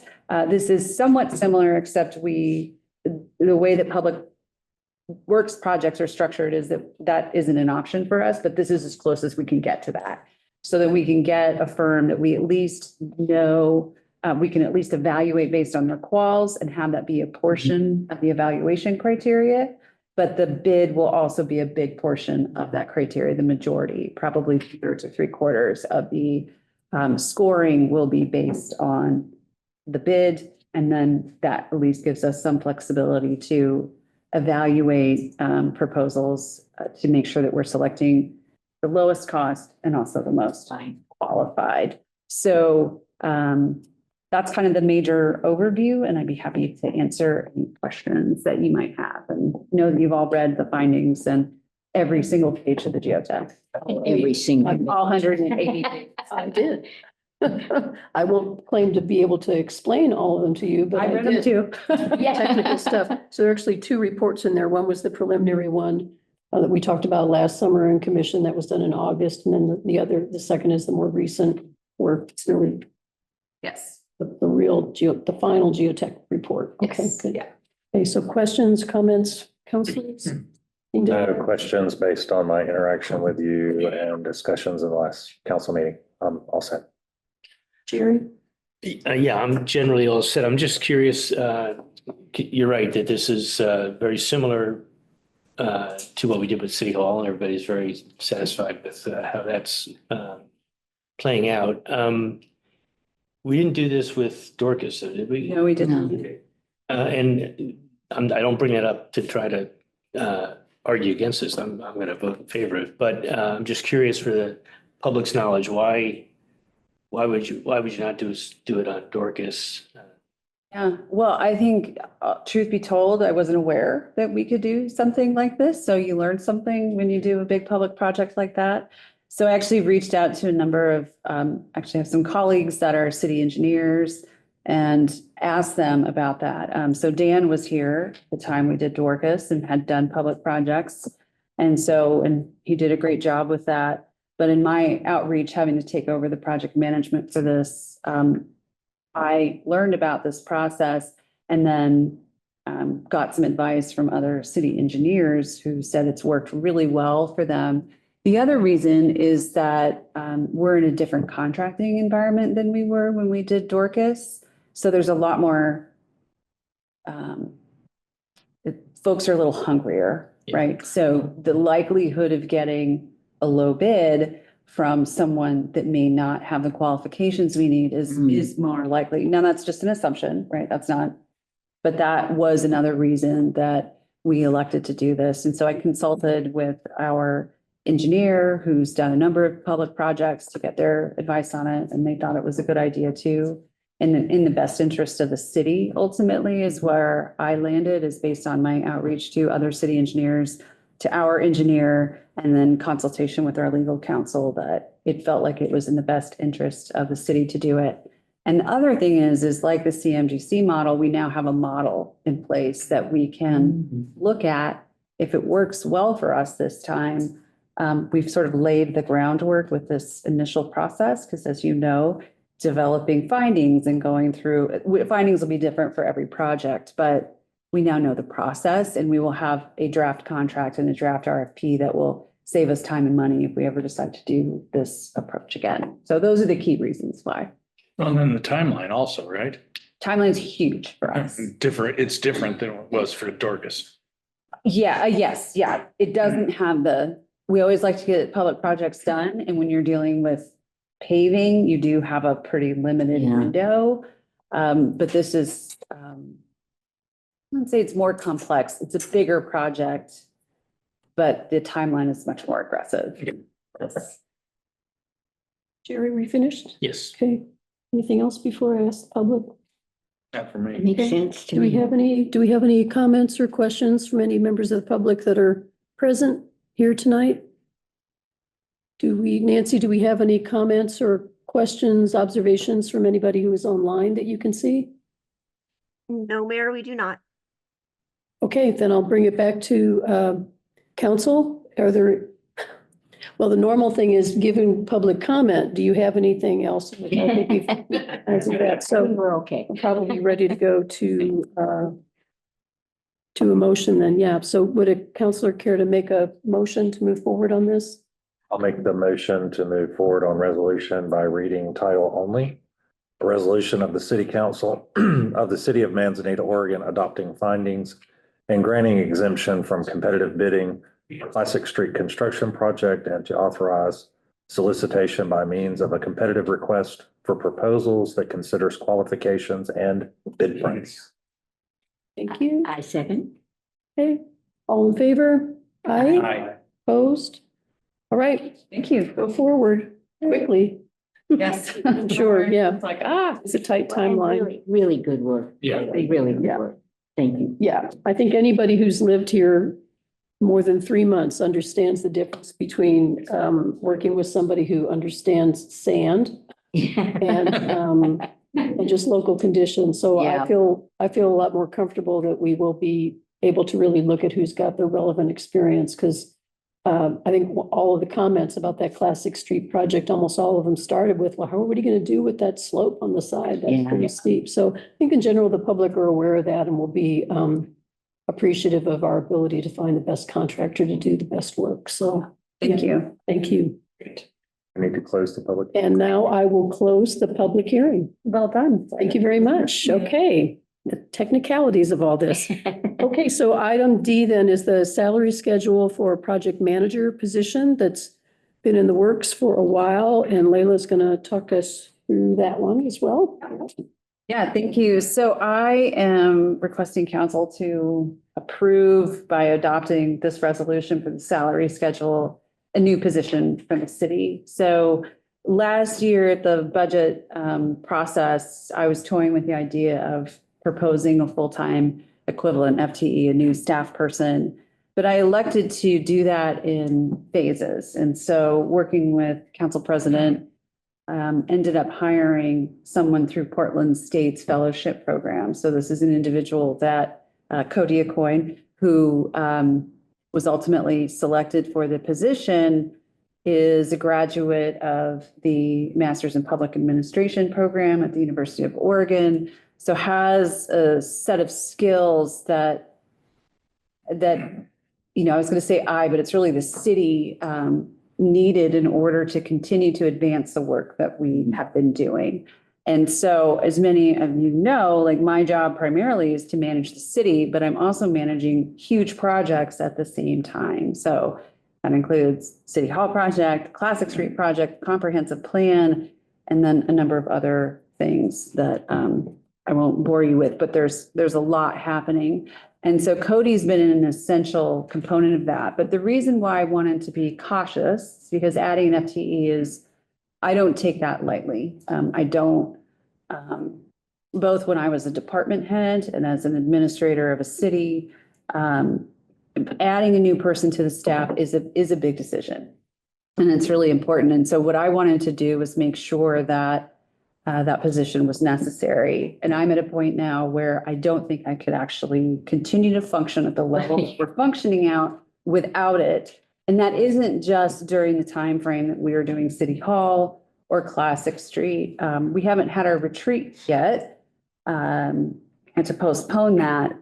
But I think the public would have a better sense of what I'm talking about as I start to forecast out for the next 2 to 5 years. I believe that the level of work will be sustained for the time being in that period of time that necessitates the addition of someone with the skill sets that I've outlined in the project management position. I'm calling it a project management position because that is really the function that Cody has really taken on in this role. So folks have asked, are they going to be managing this project? And it's like, well, they'll be managing elements of projects, right? So an example is one of the things that he has been really helpful for me is he has managed primarily the public outreach component of the comprehensive plan.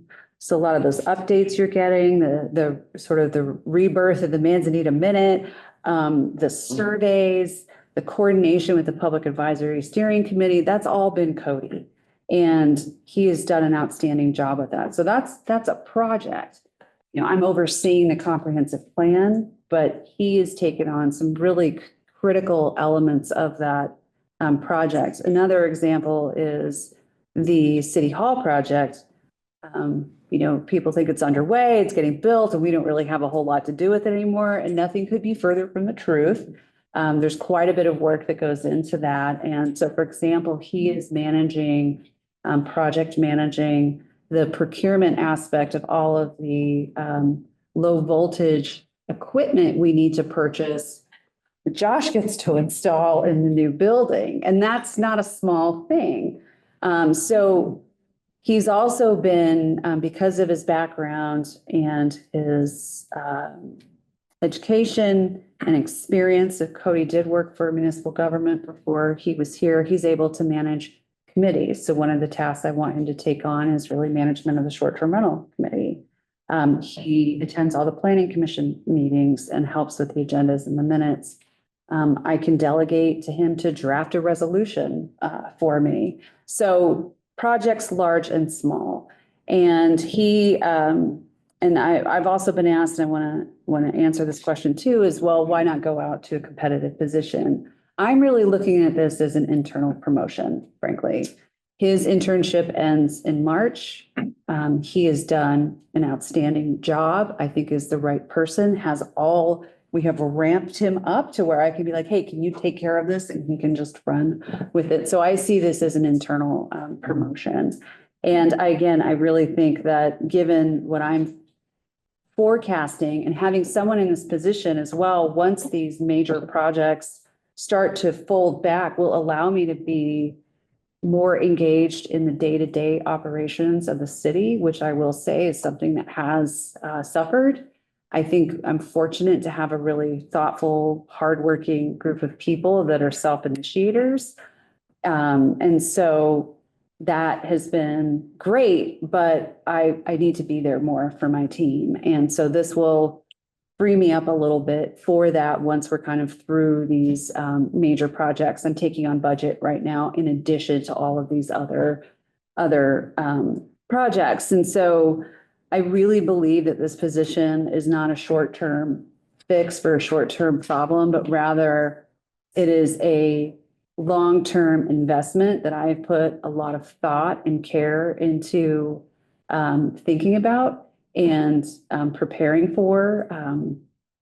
We can carry the salary that I'm proposing, if you approve it tonight and you approve the position, through the end of the fiscal year. In our budget, I do add some contingency into the personnel services line item. It's possible that line item may go over slightly, but overall, the appropriation for the administration will be in great shape. I modeled this out last year for a full-time position, so I feel confident that the budget can carry that position even when we start to take on debt service for City Hall. So I've thought through all of those pieces, and then you will have the opportunity through the budget process, obviously, to make that decision for yourselves as well as the budget committee. But I believe that the position is necessary. I think it's critical to the city's ongoing work and the things that are upcoming. Just to a preview of some of the things, it's like, yeah, we're doing this comp plan, but then we have implementation. The state's also going to be requiring us to do a housing needs assessment, a housing production strategy.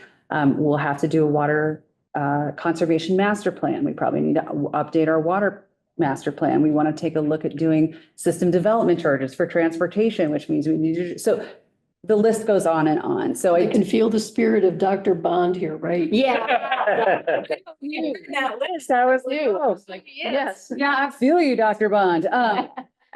So I just want you to know, I put a lot of thought in this. I don't take a recommendation like this lightly. And I really do believe Cody's the right person for this position and would humbly request you to approve this resolution, approving the salary range and authorizing me to hire this position. He would start at the end of his fellowship, which ends at the end of March. So he would start with us, I think it's the last week of March, as a city employee. Right after that. And so I'm happy to take any questions. Questions, comments? That question, fully supported.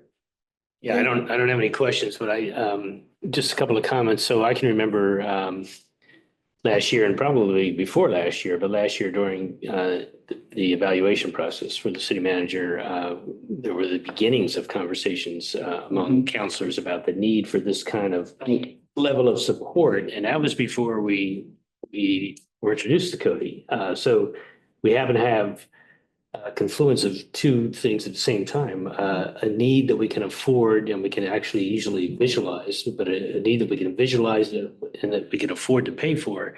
And we got the perfect person to to fill that role. And so to some extent, it's a little overdue that we're doing this, but it's fortuitous that we're doing it when we have someone sitting in front of us who's already proven himself well. So He's willing to stay, that's the thing. I'm very supportive, and I appreciate Leila, as I'm sure she did, but the other counselors reached out and talked to me about this to satisfy any concerns or issues I had. And so I'm ready to enthusiastically vote for it. Okay. Anything else? I just want to add, it's been really frustrating watching you and all of the projects that you've done and all of our expectations that those projects be done in a way that is consistent with the excellent way that you do business. I agree totally with Jerry. We really thought you should have this position last year. But listening to you explain your thought process and why it took longer than what I would have liked, to be honest, it really helped me better understand the complicated decision this is, because it not only impacts the city, it impacts you, your time to your ability to manage that, and it affects dramatically the budget. And making sure all of those pieces are there and well thought out is really critical. And so I'm just delighted that I love Cody, and I'm just delighted he's going to be a full-time person. So thank you. And thank you for the process. Yeah, and thank you for your patience. It was hard, sorry. Well, I just wanted to say thank you, Leila, for explaining during your presentation your viewpoint about this being an internal promotion, because we all get an opportunity to talk to Leila prior to our council meeting. And I had a question about, shouldn't this really be a two-step thing?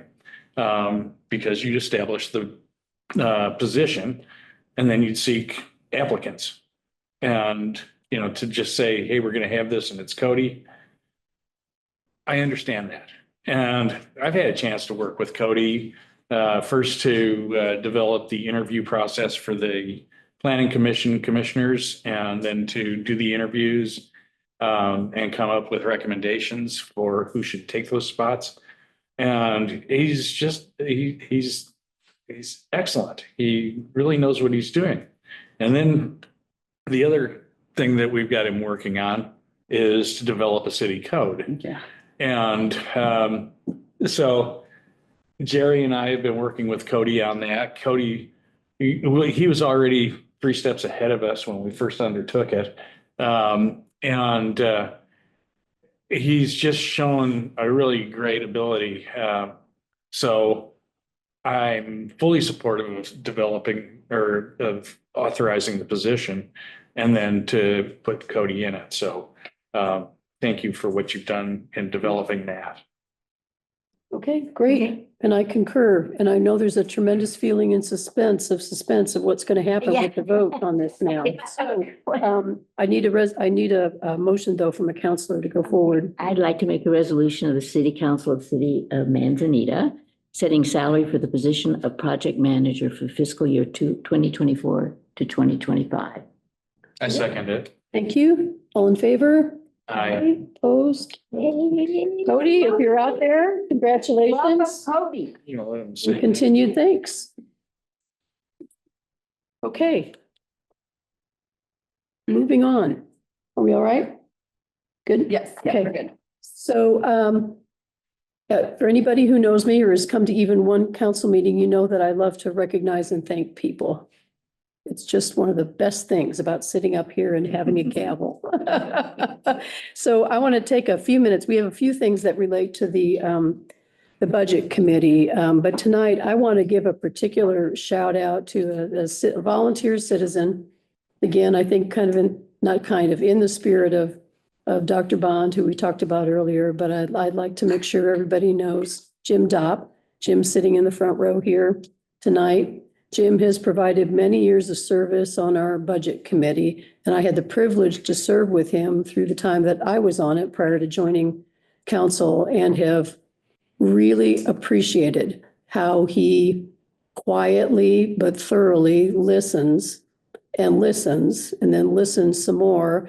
And then just in a way that with the minimal amount of words, he makes a point and is a great addition to that committee. I'm not going to go through your whole public service scroll because that would be a long one, but you had significant roles in public service prior to this volunteer position that you've chosen to give to the community here. And all of that experience, all of that commitment, all of that dedication and knowledge just come through every single year that we meet and talk about the budget and get ready for the next round. So Jim's service on that committee has ended, which has created which is kind of like life. He's leaving and we have someone else joining now, and Jerry will talk us through that. But I didn't want to miss the opportunity on behalf of council and on behalf of the budget committee, some folks who are sitting supportively behind you right now there, Jim, Joy Norden, Chip Greening, to say thank you very much for your service.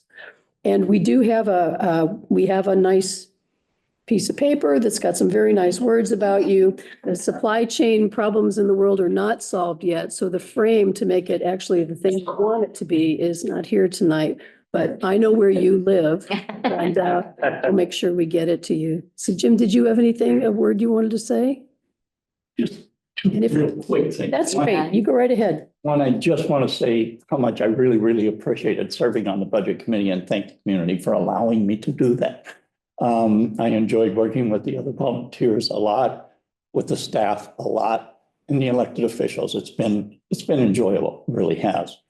More importantly, I want to urge everybody in this community who has the expertise, the time, and especially the work ethic to step forward and volunteer in any of those positions. It's what makes this community as great as it is, and it's what keeps us moving forward. So, thank you. Thanks a lot, Jim.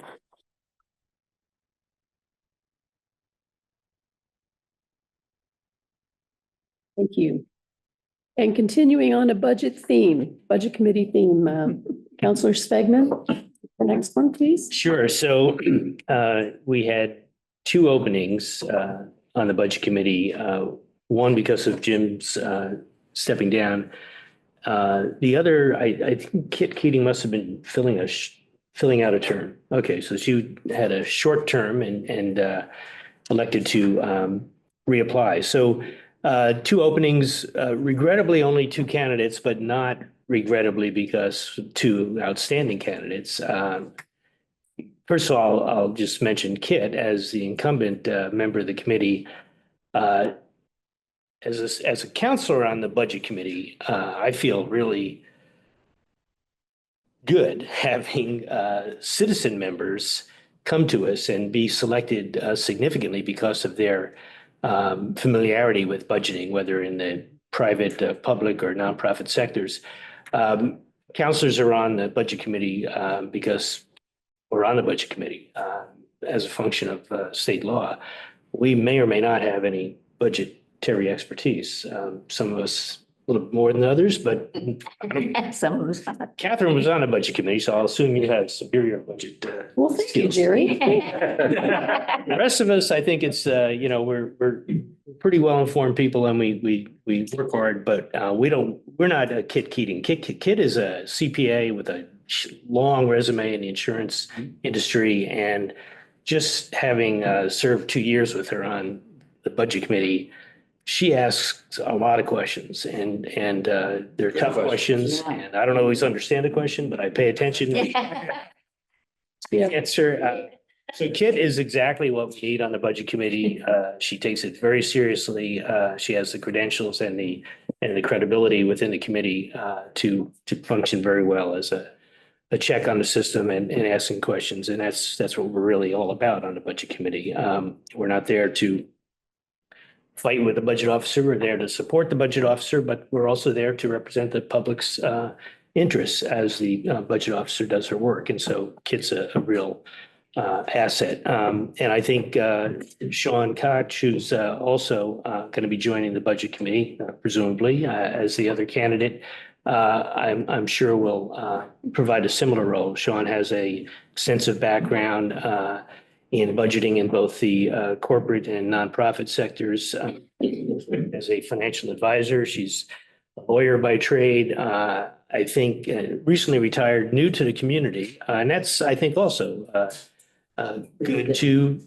It's very healthy, as Jim Dopp just said, to have people come into this community and figure out where they fit in and step up and help out. And Sean's doing that, and I really appreciate it. Throughout our conversation with Sean, she sort of continually impressed upon me, at least, the fact that, you know, she's going to know when she doesn't know something, and she's going to speak up and ask questions. And she's got enough of a background to ask good, solid questions. And that, I think, really is the fundamental role of the Budget Committee to ask questions, to make sure that you know, the accounting staff and the budget officer are getting the job done correctly and transparently. And so I feel really, really good about advancing Kit Keating and Sean. Is it Koch?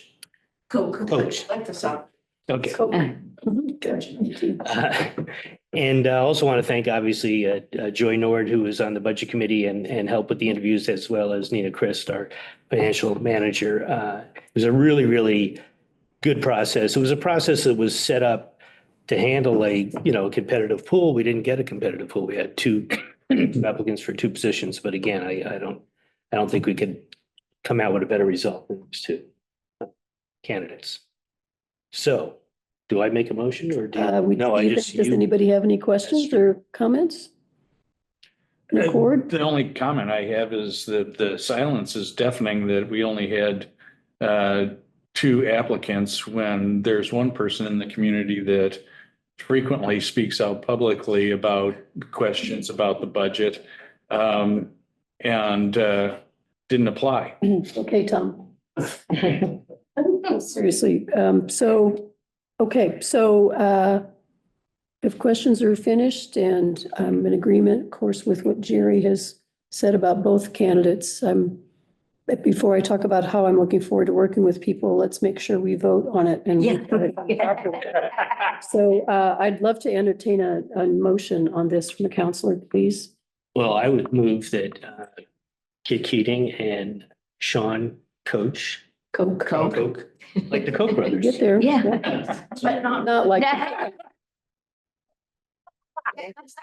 Well, anyway, I would recommend that Kit and Sean join the budget, approved to serve on the budget Great. And committee. And both for 4-year terms. That's great, right? Yes. 3-year terms. Okay. I would enthusiastically support that. Good. I appreciate it. Okay, Thank you. all in favor then? Aye. Aye. Opposed? Thank you. It's unanimous. Congratulations. Welcome. Sean, you're here. Do you want to say a word or save it for the first budget committee meeting, or what's your pleasure? Sure, go right ahead. Yeah. And I would say Sean almost wasn't going to be able to be here tonight because she'd already signed up to go to the full day budget training provided by the state on the other side of the valley. And because of the weather, we get to have you here. So I'm glad for that, actually. Thank you.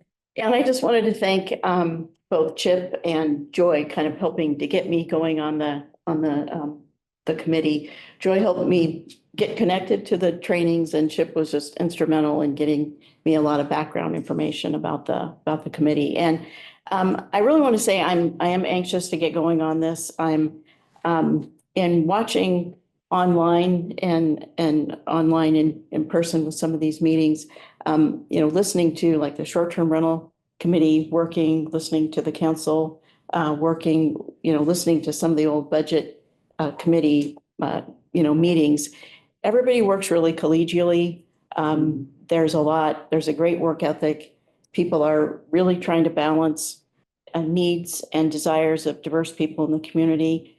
And I think I'm excited to become a part of that. And the professionalism from the people that work at the city I've seen is tremendous. So it's, I do hope more people get involved, and I'm excited to do it. I know budgets aren't always that exciting. And oftentimes they really are instrumental, I know, in setting priority, not that we're the policy people, but helping to advance the priorities of the council. So thank you very much. Thank you. Appreciate it.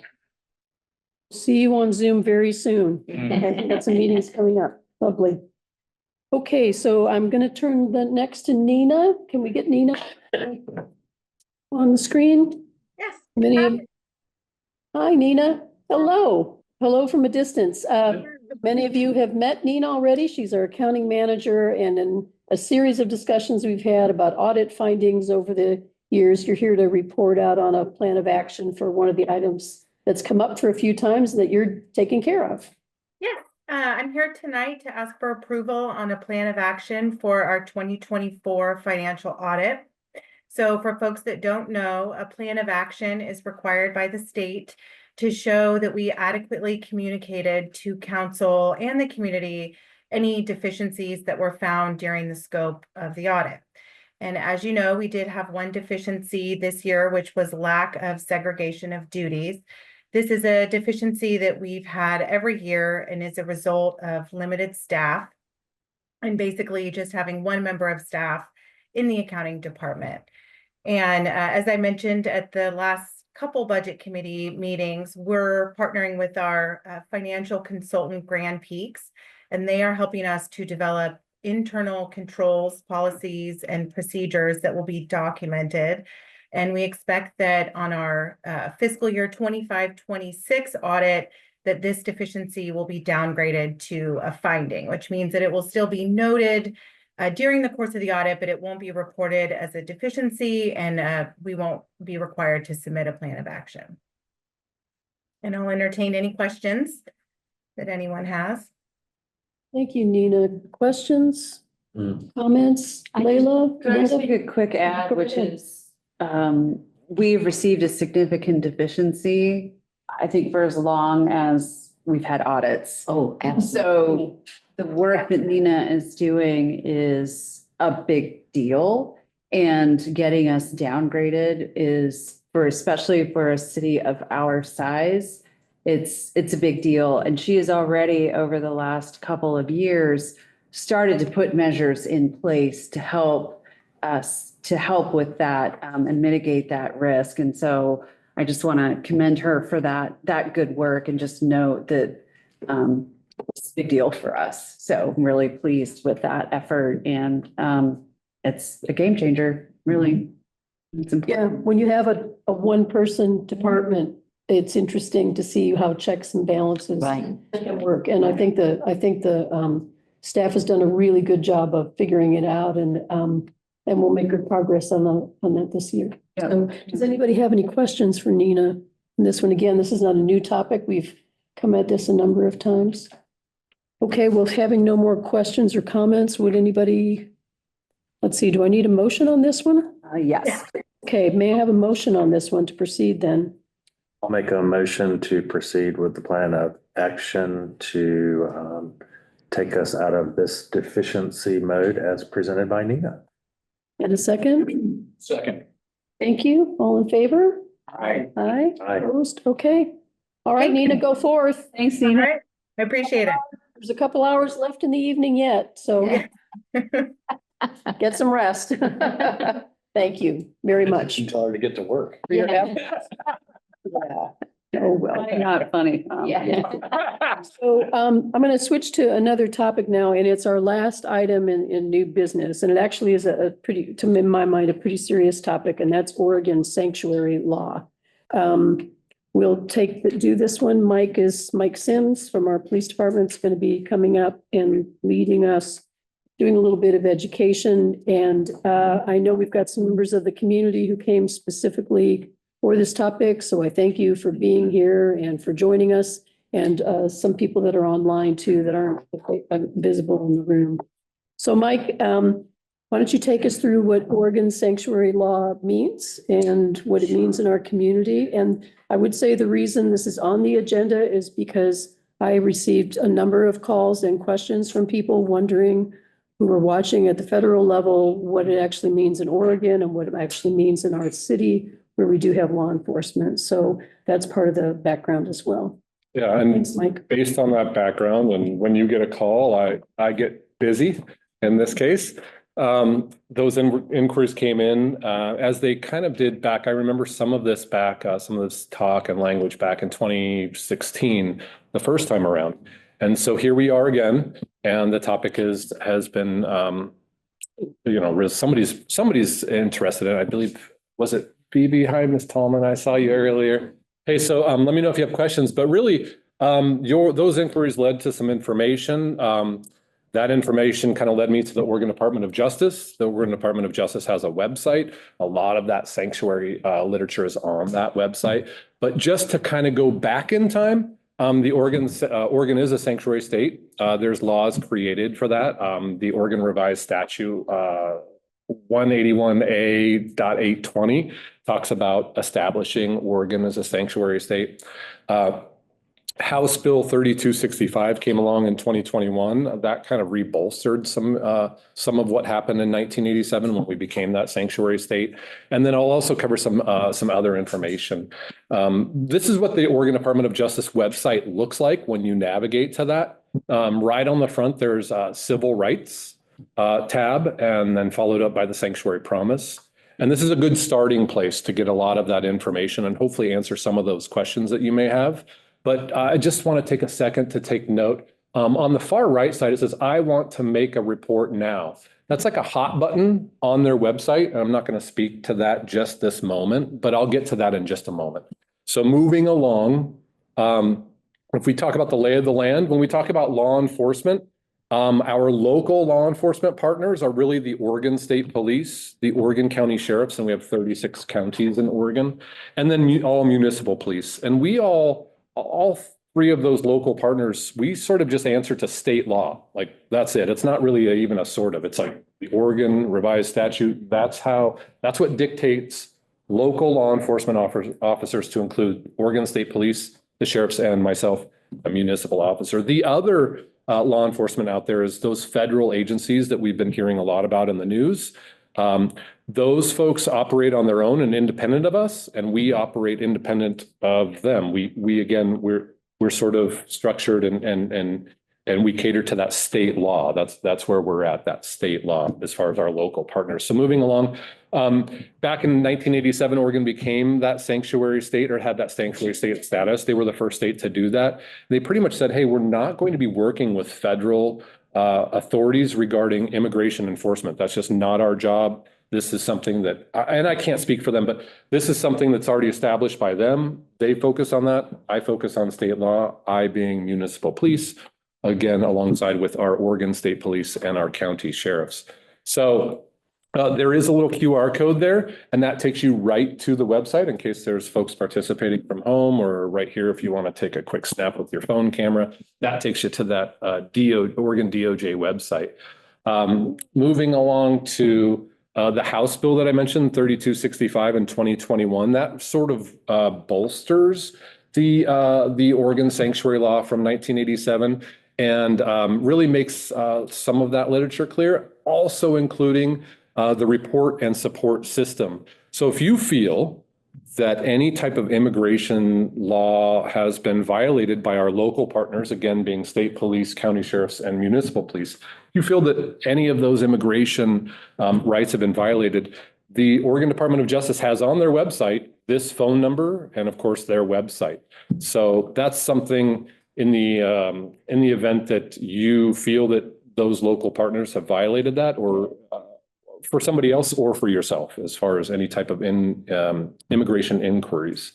Again, the QR code takes you back to that website if you're at home and you want to just jump on that.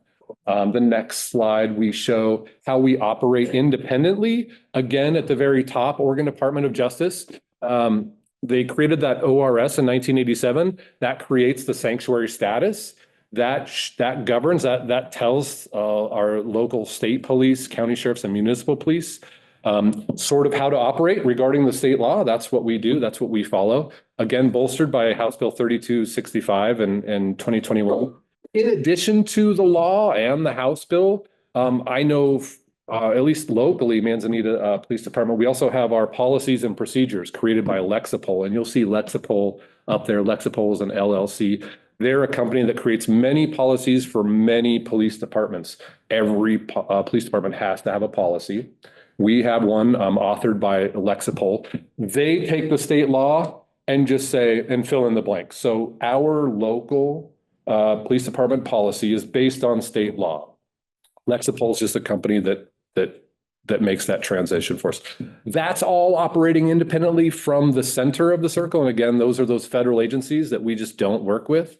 I'll get to a point here in just a moment, but again, 181.820 prohibits the involvement of public bodies and federal and immigration law enforcement.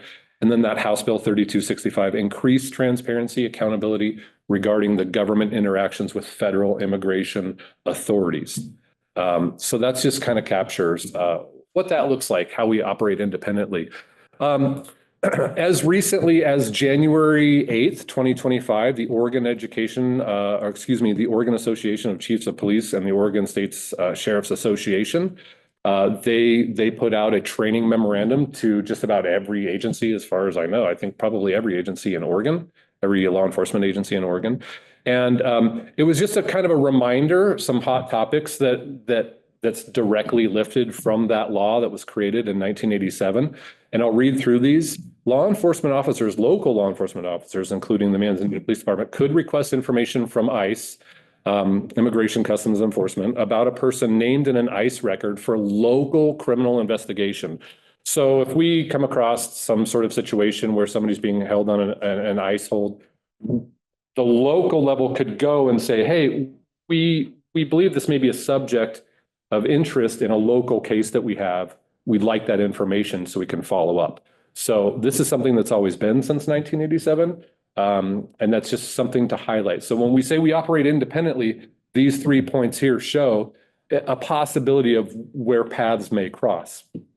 Part 2, able to arrest a person under a warrant for a federal criminal investigation, certain federal criminal immigration statutes when there is a warrant signed by a federal judge.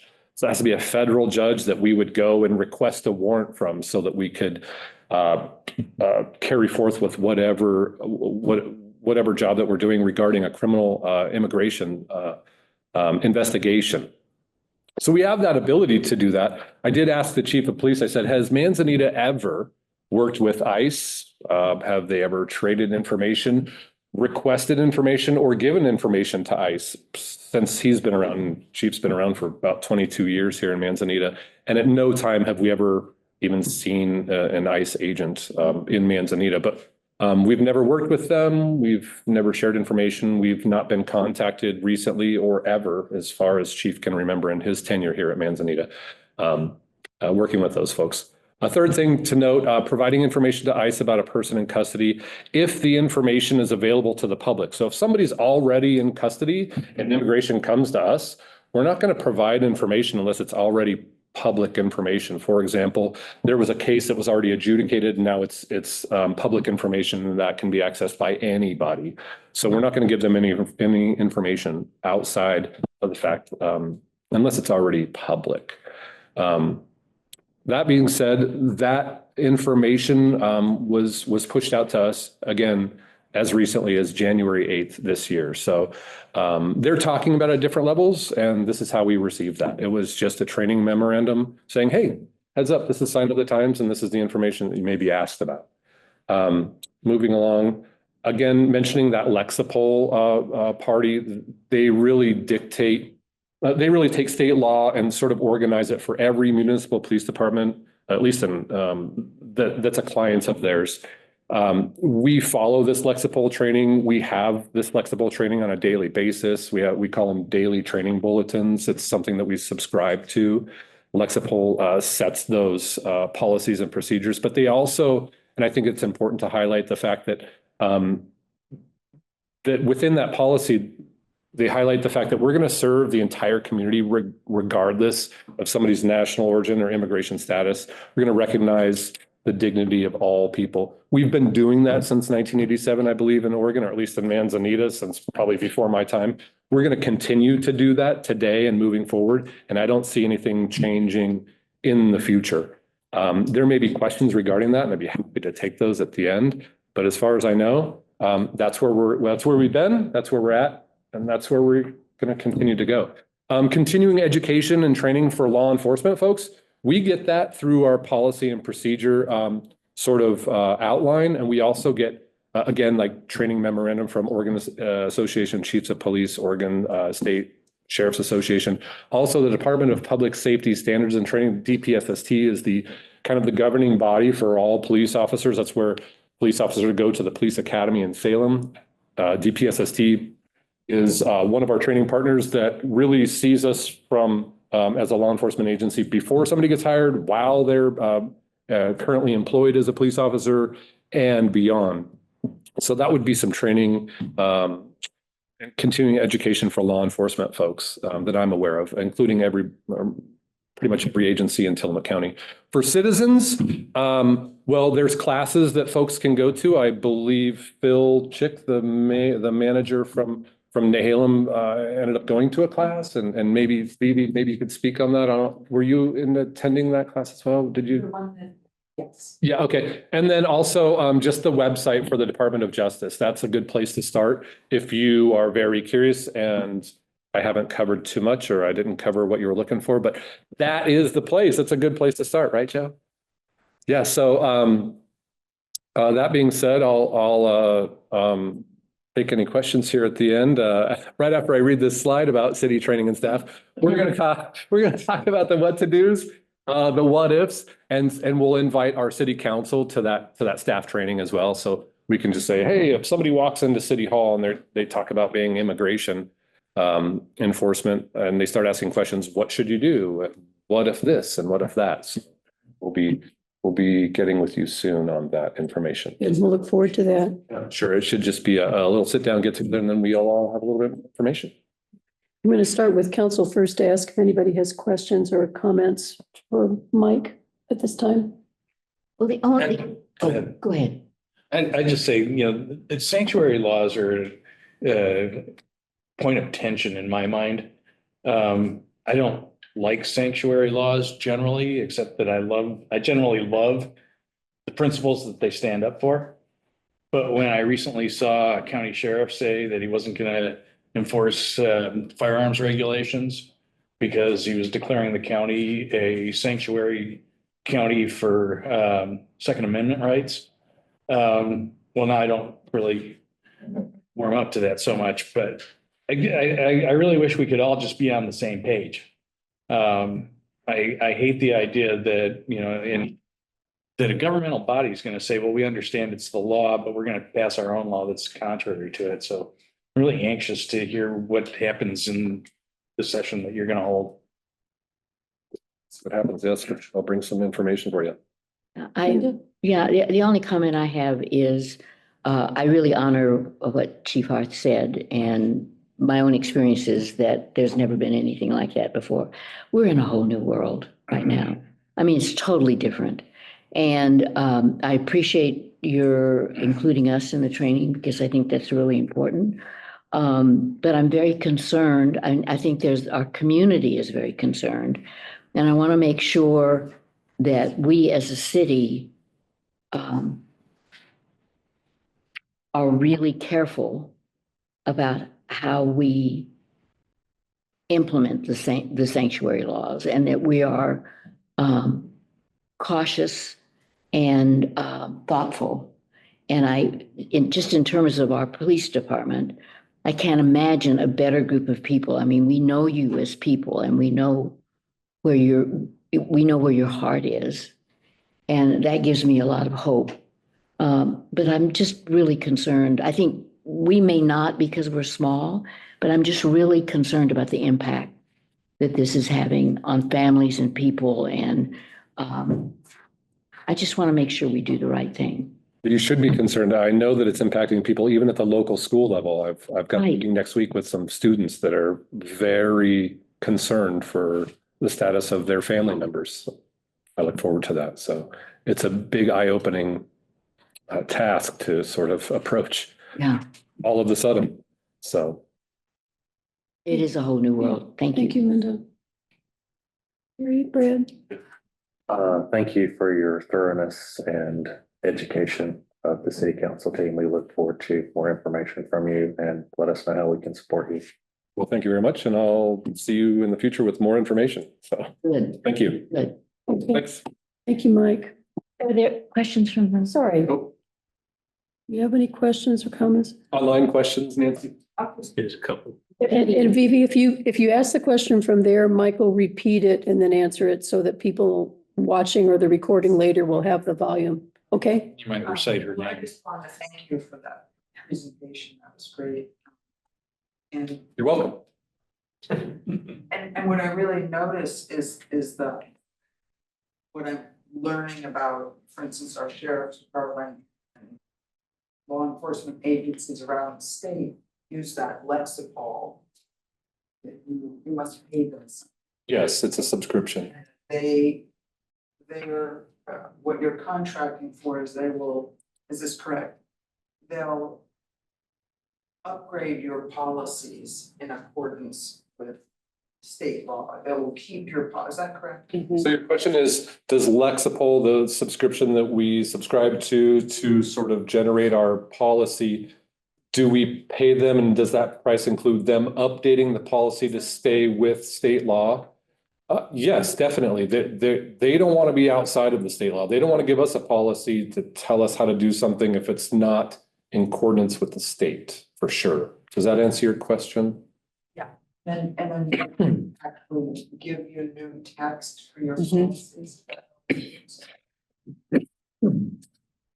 So I don't know if they give us new, well, sure, I suppose when there's a development in, let's say, taser technology and there's case law that's brand new because of that, and that changes the way we operate as law enforcement, Lexipol would then certainly update a policy and make us aware of that. Make you aware. Yeah, definitely. And then, of course, I should mention that each department can really get into a lot of trouble if they are found to not follow that policy and in turn that state law. So there's so much to it that it's very easy to track somebody who's not following that policy. For example, that 1-800 or that hot button there, if something's happening, you can just go, well, Officer Mike did something wrong. We can just hit and then there's an investigation and Lexipol comes in and says, what's going on? And everybody's involved. Yeah, I'm just trying to understand how those policies get changed or get communicated to, so thank you. And then, can you just say again, your very last slide, so it sounded like your department is putting together a training. So we're going to have a conversation with staff and we're going to invite council. Hey, if immigration shows up at Public Works, send them to us. If immigration shows up at City Hall, politely send them to us, right? So depends on who they catch at City Hall. No, I'm kidding. Same thing with City Council. If City Council's at a training somewhere or somebody approaches them or they approach somebody, we'd like our folks to know what to do. And Don't have to say anything, you just say, hey, could you contact? Sure.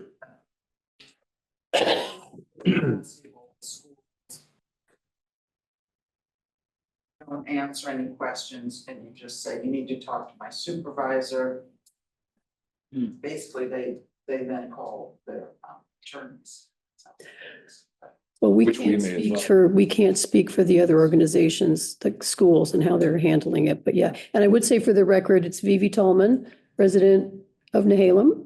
Is that the right way to say it? Yes, thank you, because we missed getting that for the record. So thank you, Vivi. Yeah. Anything else? Layla? Mayor, we do have 2 questions from Zoom. Did you want to take? Okay. these? Okay. Yeah, Phil- let's do those and then we'll come back to the question we have in the room. Nancy, go ahead and help us Okay. with Yes, muting Phil somebody. Chick. Phil Chick, go ahead, Phil. Hi, Phil. Hello, Phil Chick here, City of Nehalem Mayor. First, I want to say thank you for taking my comments.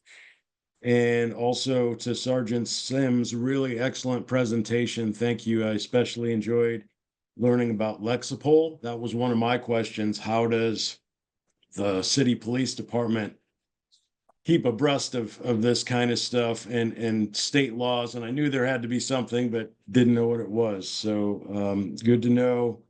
I applaud the city for pursuing a training in this, getting information to your staff. Councils take an oath to support the Constitution.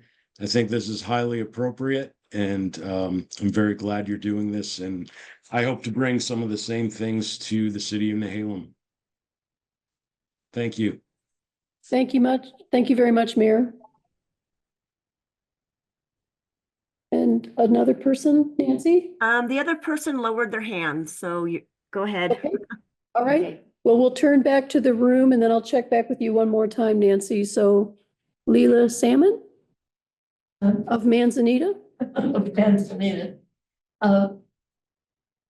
One is it's an observation. I have two questions. The first is, what happened in 1987 that would have precipitated this sanctuary law, and would it have relevance in what we're doing today? I don't know exactly what started that in 1987.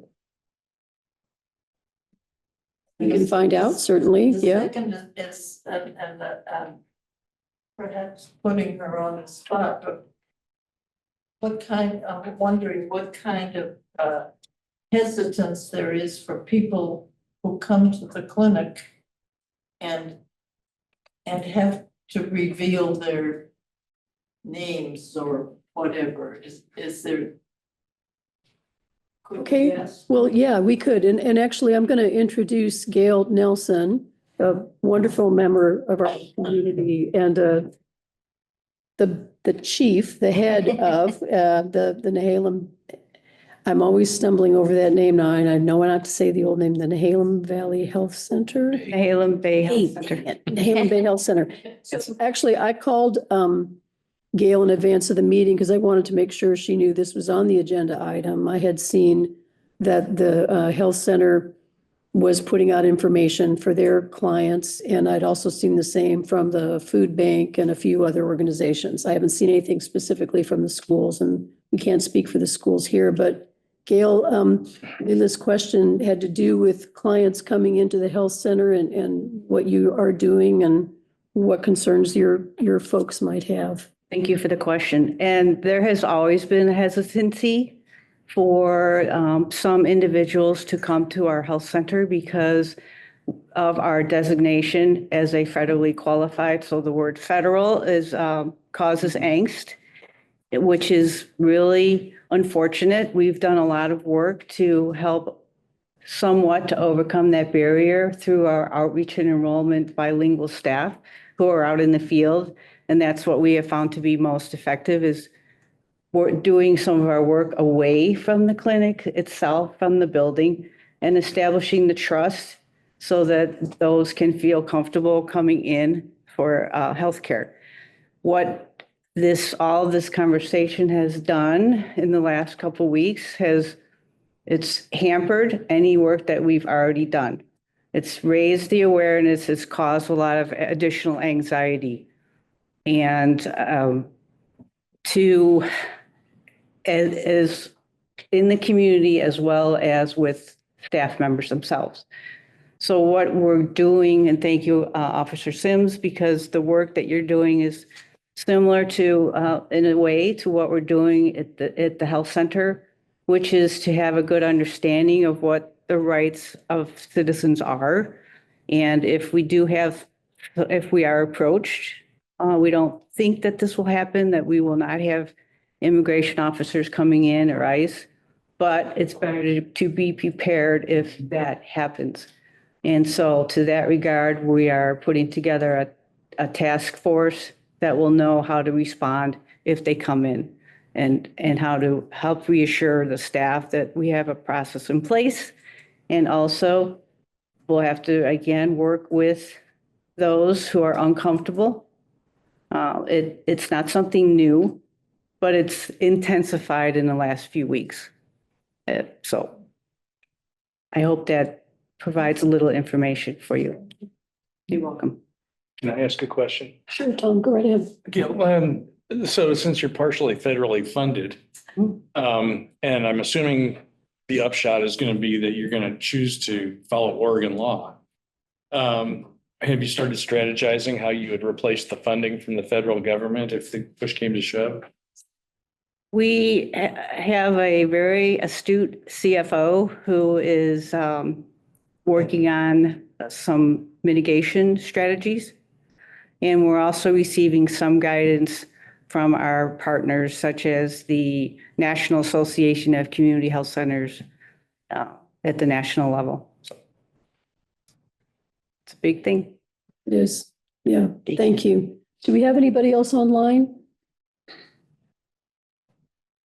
Yes, we do. Cynthia Speckman, go ahead. Okay. And Cynthia, could you say, well, obviously your name, but also where you reside, please? Yeah, of course. Thank you, everyone, for this. This has been wonderful. My name is Cynthia Speckman. I reside here in Manzanita. I volunteer in a couple of places where our Latinx population frequents, and I do know it's a concern in our community. So thank you, everybody who's doing something and everybody who is helping to spread the word of what the rights are and how we can meet the needs of everybody in our community, especially some of the most vulnerable and those that need our assistance. So more than anything, my comment here is to say, I appreciate the networks that are happening. Vivi, thank you for all your work that you're doing. Thank you for the work you're doing up at the Nehalem Bay Health Center. Mike, thank you very much for your leadership here on this. I do volunteer at the food bank out at Wheeler, or I'm on the board there. I do know that we are, following the lead of the Oregon Food Bank and their messaging, which is everybody has the right to food. And we do ask a name and we do ask a zip code. So if you're talking to people that might be hesitant to come get the food that they need, we're just asking for a name and a zip code. And that's all. They can use whatever name they'd like, is basically what I'm saying there. Also, I would just like to say there are a couple networks. Gail, I'd love to be connected with you. There are a couple other networks in VV. I'm already connected. As far as solidarity with our the Latinx population that lives in our communities. So I think that's it. Thank you very much for taking the time to do this tonight to the council. Thank you, Mike. Thank you, Cynthia. Okay, so thank you, Mike. Thank you, Gail, for being here tonight. Appreciate it. Thanks to Vivi, who's been the lead on a number of really important efforts in all of our communities here for many, many years now. So you started asking some questions, and good questions with a good heart, and a lot of good has come from it in terms of awareness of people, and I expect that to continue to grow. So thank you for your continued commitment to all our communities here. And Mike, thanks. Thank you, So more to come. I know.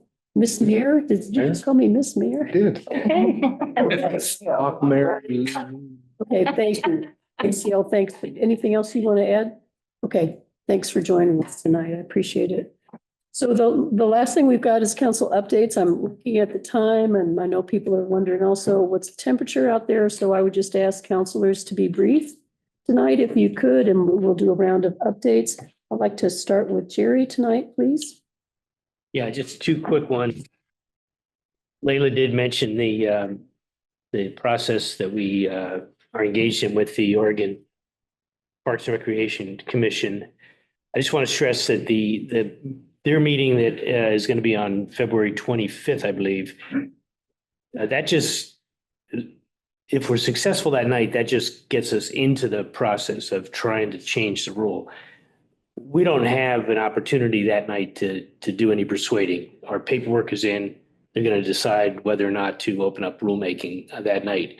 So it would be an interesting meeting to listen to, but the one to pay attention to, as Leila mentioned, is the hearing in April. And when, assuming we get that far and we get a hearing, we're going to need to show up. And so there are several people in the community that I talked to previously as I was putting the paperwork together. I'll be back in touch with them, and we're just going to have to put on a convincing and persuasive case. And I know Sergeant Sims is going to be part of that. So looking forward to that if we get past them on the February 25th meeting. The other update is just that council was informed, I think on January 17th, that the lawsuit against the city filed by Randy Kugler and Will Stone and Laura Swanson has been dismissed by the trial court level. The judge essentially granted our motion for summary judgment, concluding that there was no reason to go forward with the trial. He had enough information in front of him to make a ruling on the law, and essentially his ruling was that the city attorney and then the district attorney got it right from his perspective. So that's the trial court level, and we'll see where it goes from there. And I think we're going to hear from our city attorney at the March meeting to just sort of fully debrief us on the proceedings. So we'll get a debrief next month, and then we won't be issuing any other comment, questions, observations about it. That's part of our responsibility at this point. Yeah. Okay. Thank you, Jerry. Brad? As usual, an update on our communications with the community that we've received. This month, our frequently asked questions page received 494 visits. And then the document that's been produced by council, myself, that lists the questions we've been asked and answered, received 617 downloads. Some of you may ask why the numbers jump so tremendously. Some of the questions we were asked apparently were reposted on social media with links to the website. So that would explain the number there, but that is a public document. It's available for anyone to use and to put out into the community. We received a total of 9 emails since the last council meeting. I'll go quickly through them. There have been updates to the often asked questions documents. Some of these are incorporated. I will make a commitment before the next council meeting to make sure all of these are there with the questions and answers. Question about indirect cost allocation. That one is in the often asked questions. There was a question about the vehicle on the beaches process to make sure that we weren't excluding any emergency or ranger vehicles. What we're asking for is only that personal vehicles are not allowed on the beach. There were some questions about clear vision on the corners to make sure there is vision to see when you're turning out onto one of the streets. Someone had requested signage, no parking. That would be an extreme cost to the city. Plus, if we had that many no parking signs, it would be rather cluttered and ugly, in my opinion. So we did direct that person and anyone that sees potential violations to go to the website and call off duty and leave a message so enforcement can follow up on that. We did have one regarding the lawsuit. The answer was the same as what Jerry gave about the investigation. We received an email praising the Manzanita minutes that have been produced by our city manager and Cody. We got 2 emails about the short-term rental topic as we discussed in some of our last meetings. Those will be included in the packet for the next work session, so they will be part of the public record. Everybody will have the ability to read that feedback. We did have an email regarding the farmers market with concerns about parking on Classic, that it was blocked, that there were some potential issues there. In general, once City Hall's finished, that will go away because that will be access for parking. So no parking will be allowed there for the farmers market. And lastly, we've already had some concerns about fireworks for 4th of July. I've talked to Layla. She is working with enforcement, the police, and Public Works for a process of putting some additional measures in place, mainly communications and signage. That plan will be presented to the council and be either included in the April or May council session. So we will have a plan and communicate that to the public, what we plan to do. With it. Thank you, Brad. Linda? Two quick things. We will be discussing the short-term rental potential changes coming up in our work session on, I believe it's the 12th of this month in February. So that in terms of short-term rental, be sure to tune in if you have any opinions or want to make any comments. We are restarting the visitor or the coffee with counselors only, with the city, only it's changed slightly because we can't use offshore because they're doing some renovation. So it's going to be in the visitor center. So it's unfortunately without coffee, So but it's it will called be. Bring Your Own Coffee? It's called and Bring Your Own. Counselor? And Okay. it will be fascinating, absolutely fascinating. They're going to be on Tuesdays. So it's going to be on Tuesday, the 25th at 10 o'clock at the visitor center. We're going to start with topics around the budget. But believe it or not, the budget is an important document, and it really reflects what what the city's priorities are and what we choose to fund. And so citizen involvement is really important. I think we've got a great new budget committee members, which will be really helpful. But this is for input, and it's going to be a little bit of a kind of information. So there'll be information about the budget. They'll be open for questions about the budget, and it will be led by our mayor, Stock, and by Jerry Spegman. So the 25th, it would be great for you to attend, and we look forward to seeing you there. Thank you. Thank you for getting that going back up. Yeah. For 2025, we took a holiday hiatus. And we did. It's great to get back into that. Thank you, Linda. I got a lot of pressure from Joy. That's good. All the quiz questions will go to Joy, so we'll be ready to roll. Okay, Tom, anything? Well, I've been telling everybody for the past few months that I was setting out to read all of the ordinances ever passed by the city. And I have. And I created a little bit of brain freeze because I learned, or didn't learn, but glossed over when I had to read about driveways and setbacks and how wide they could be and stuff like that. There are some gaps that I've found. So the numbering system hasn't been uniform, but there are jumps in numbers, and I need to understand why that is. But you know, I'm a frequent critic of Randy Kugler, and I've got to give him some credit because at a certain point, he realized that there were a number of ordinances on the books that were simply antiquated or had been overridden by other ordinances. And he prepared an ordinance to repeal probably 24 of them. And then came back on another occasion after having had the League of Oregon Cities review all of the ordinances, and they repealed 2 more. So good on you, Randy. I'm glad we're making progress on the project. That's important. We are. And then with Cody, we interviewed the first potential codifier. It was a great meeting. This person made me feel comfortable that this is something that we're going to be able to do without spending too much money. And I'm anxious to see us talk to a couple of more vendors. But it gave me the impression that to them, this is easy, low-hanging fruit. So I'm anxious to see, you know, as we pass next year's budget, there should be money to hire a codifier. And I'm hopeful that we're going to get that done sooner than later. And it's just always been my view that it was important to get this part of the project done as we're developing the comprehensive plan, because I think that they are going to have to work hand in glove with one another. So that's what I've been doing. Good. Thank you. Thank you. So we haven't We haven't directly spoken about it tonight, but it is or will be publicly posted. Council will be meeting this Friday, Week from Friday. February 14th. Next Thank Friday. you. What better way to spend a Valentine's Day? Except we'll be going to the municipal court. I don't know.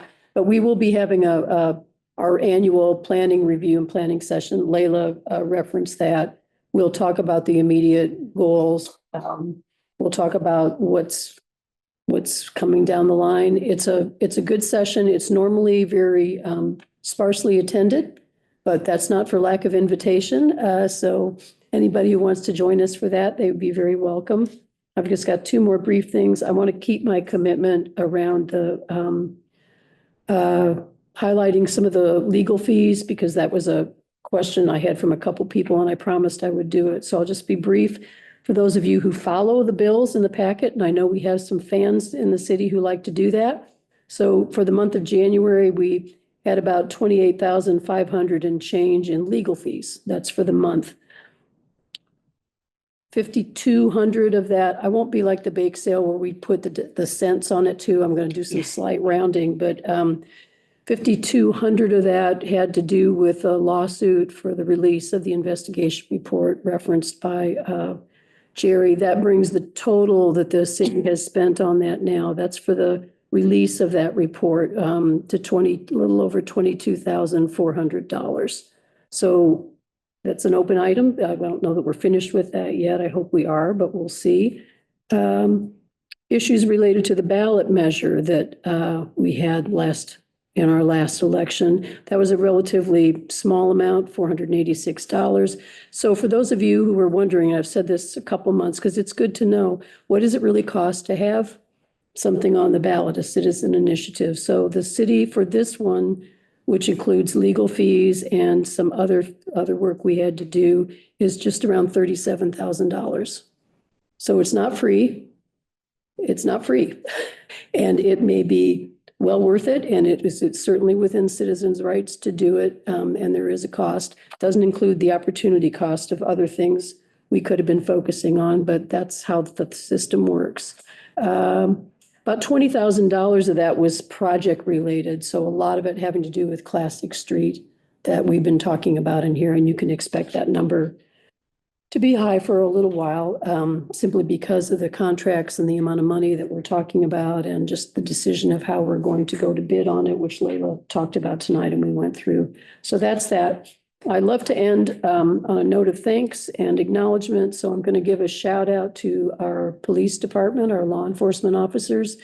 If some of you are on Facebook, you may have seen a reference to a missing persons case that happened not that long ago. It's been within the last week, I think, where a quote unquote elderly gentleman. Now we have some citizens who disagree with the definition of elderly. There was a gentleman, 78 years old, who kind of went missing, and several law enforcement agencies were tasked with going out to find him. Our police department was engaged with that, and Officer Sean Mooney was the officer who, once they located the gentleman, took him home. So I think there are so many things that happen, sometimes for the good, sometimes for the not so good. And most of that is out of the public eye. And this one I want to acknowledge simply because the sheriff posted it on public media. And I just, please convey my thanks, Mike, to the team. Yeah. So yeah, I mean, thank you for everyone who made it through the meeting. Oh, man. It's a long one. We, I always have people, could you make them shorter? I'm like, I could, but I can't. So there's things to talk about. We need to do a thorough job of it. I wish we could have chairs like the Malco Theater for everybody to sit at where you can, relax and turn the heat on. But thank you for being here. Thank you to everybody online. Thank you to anybody who's listening to the recording later. And I'm going to call this meeting adjourned at 9:47. Oh. Good night. 8:47.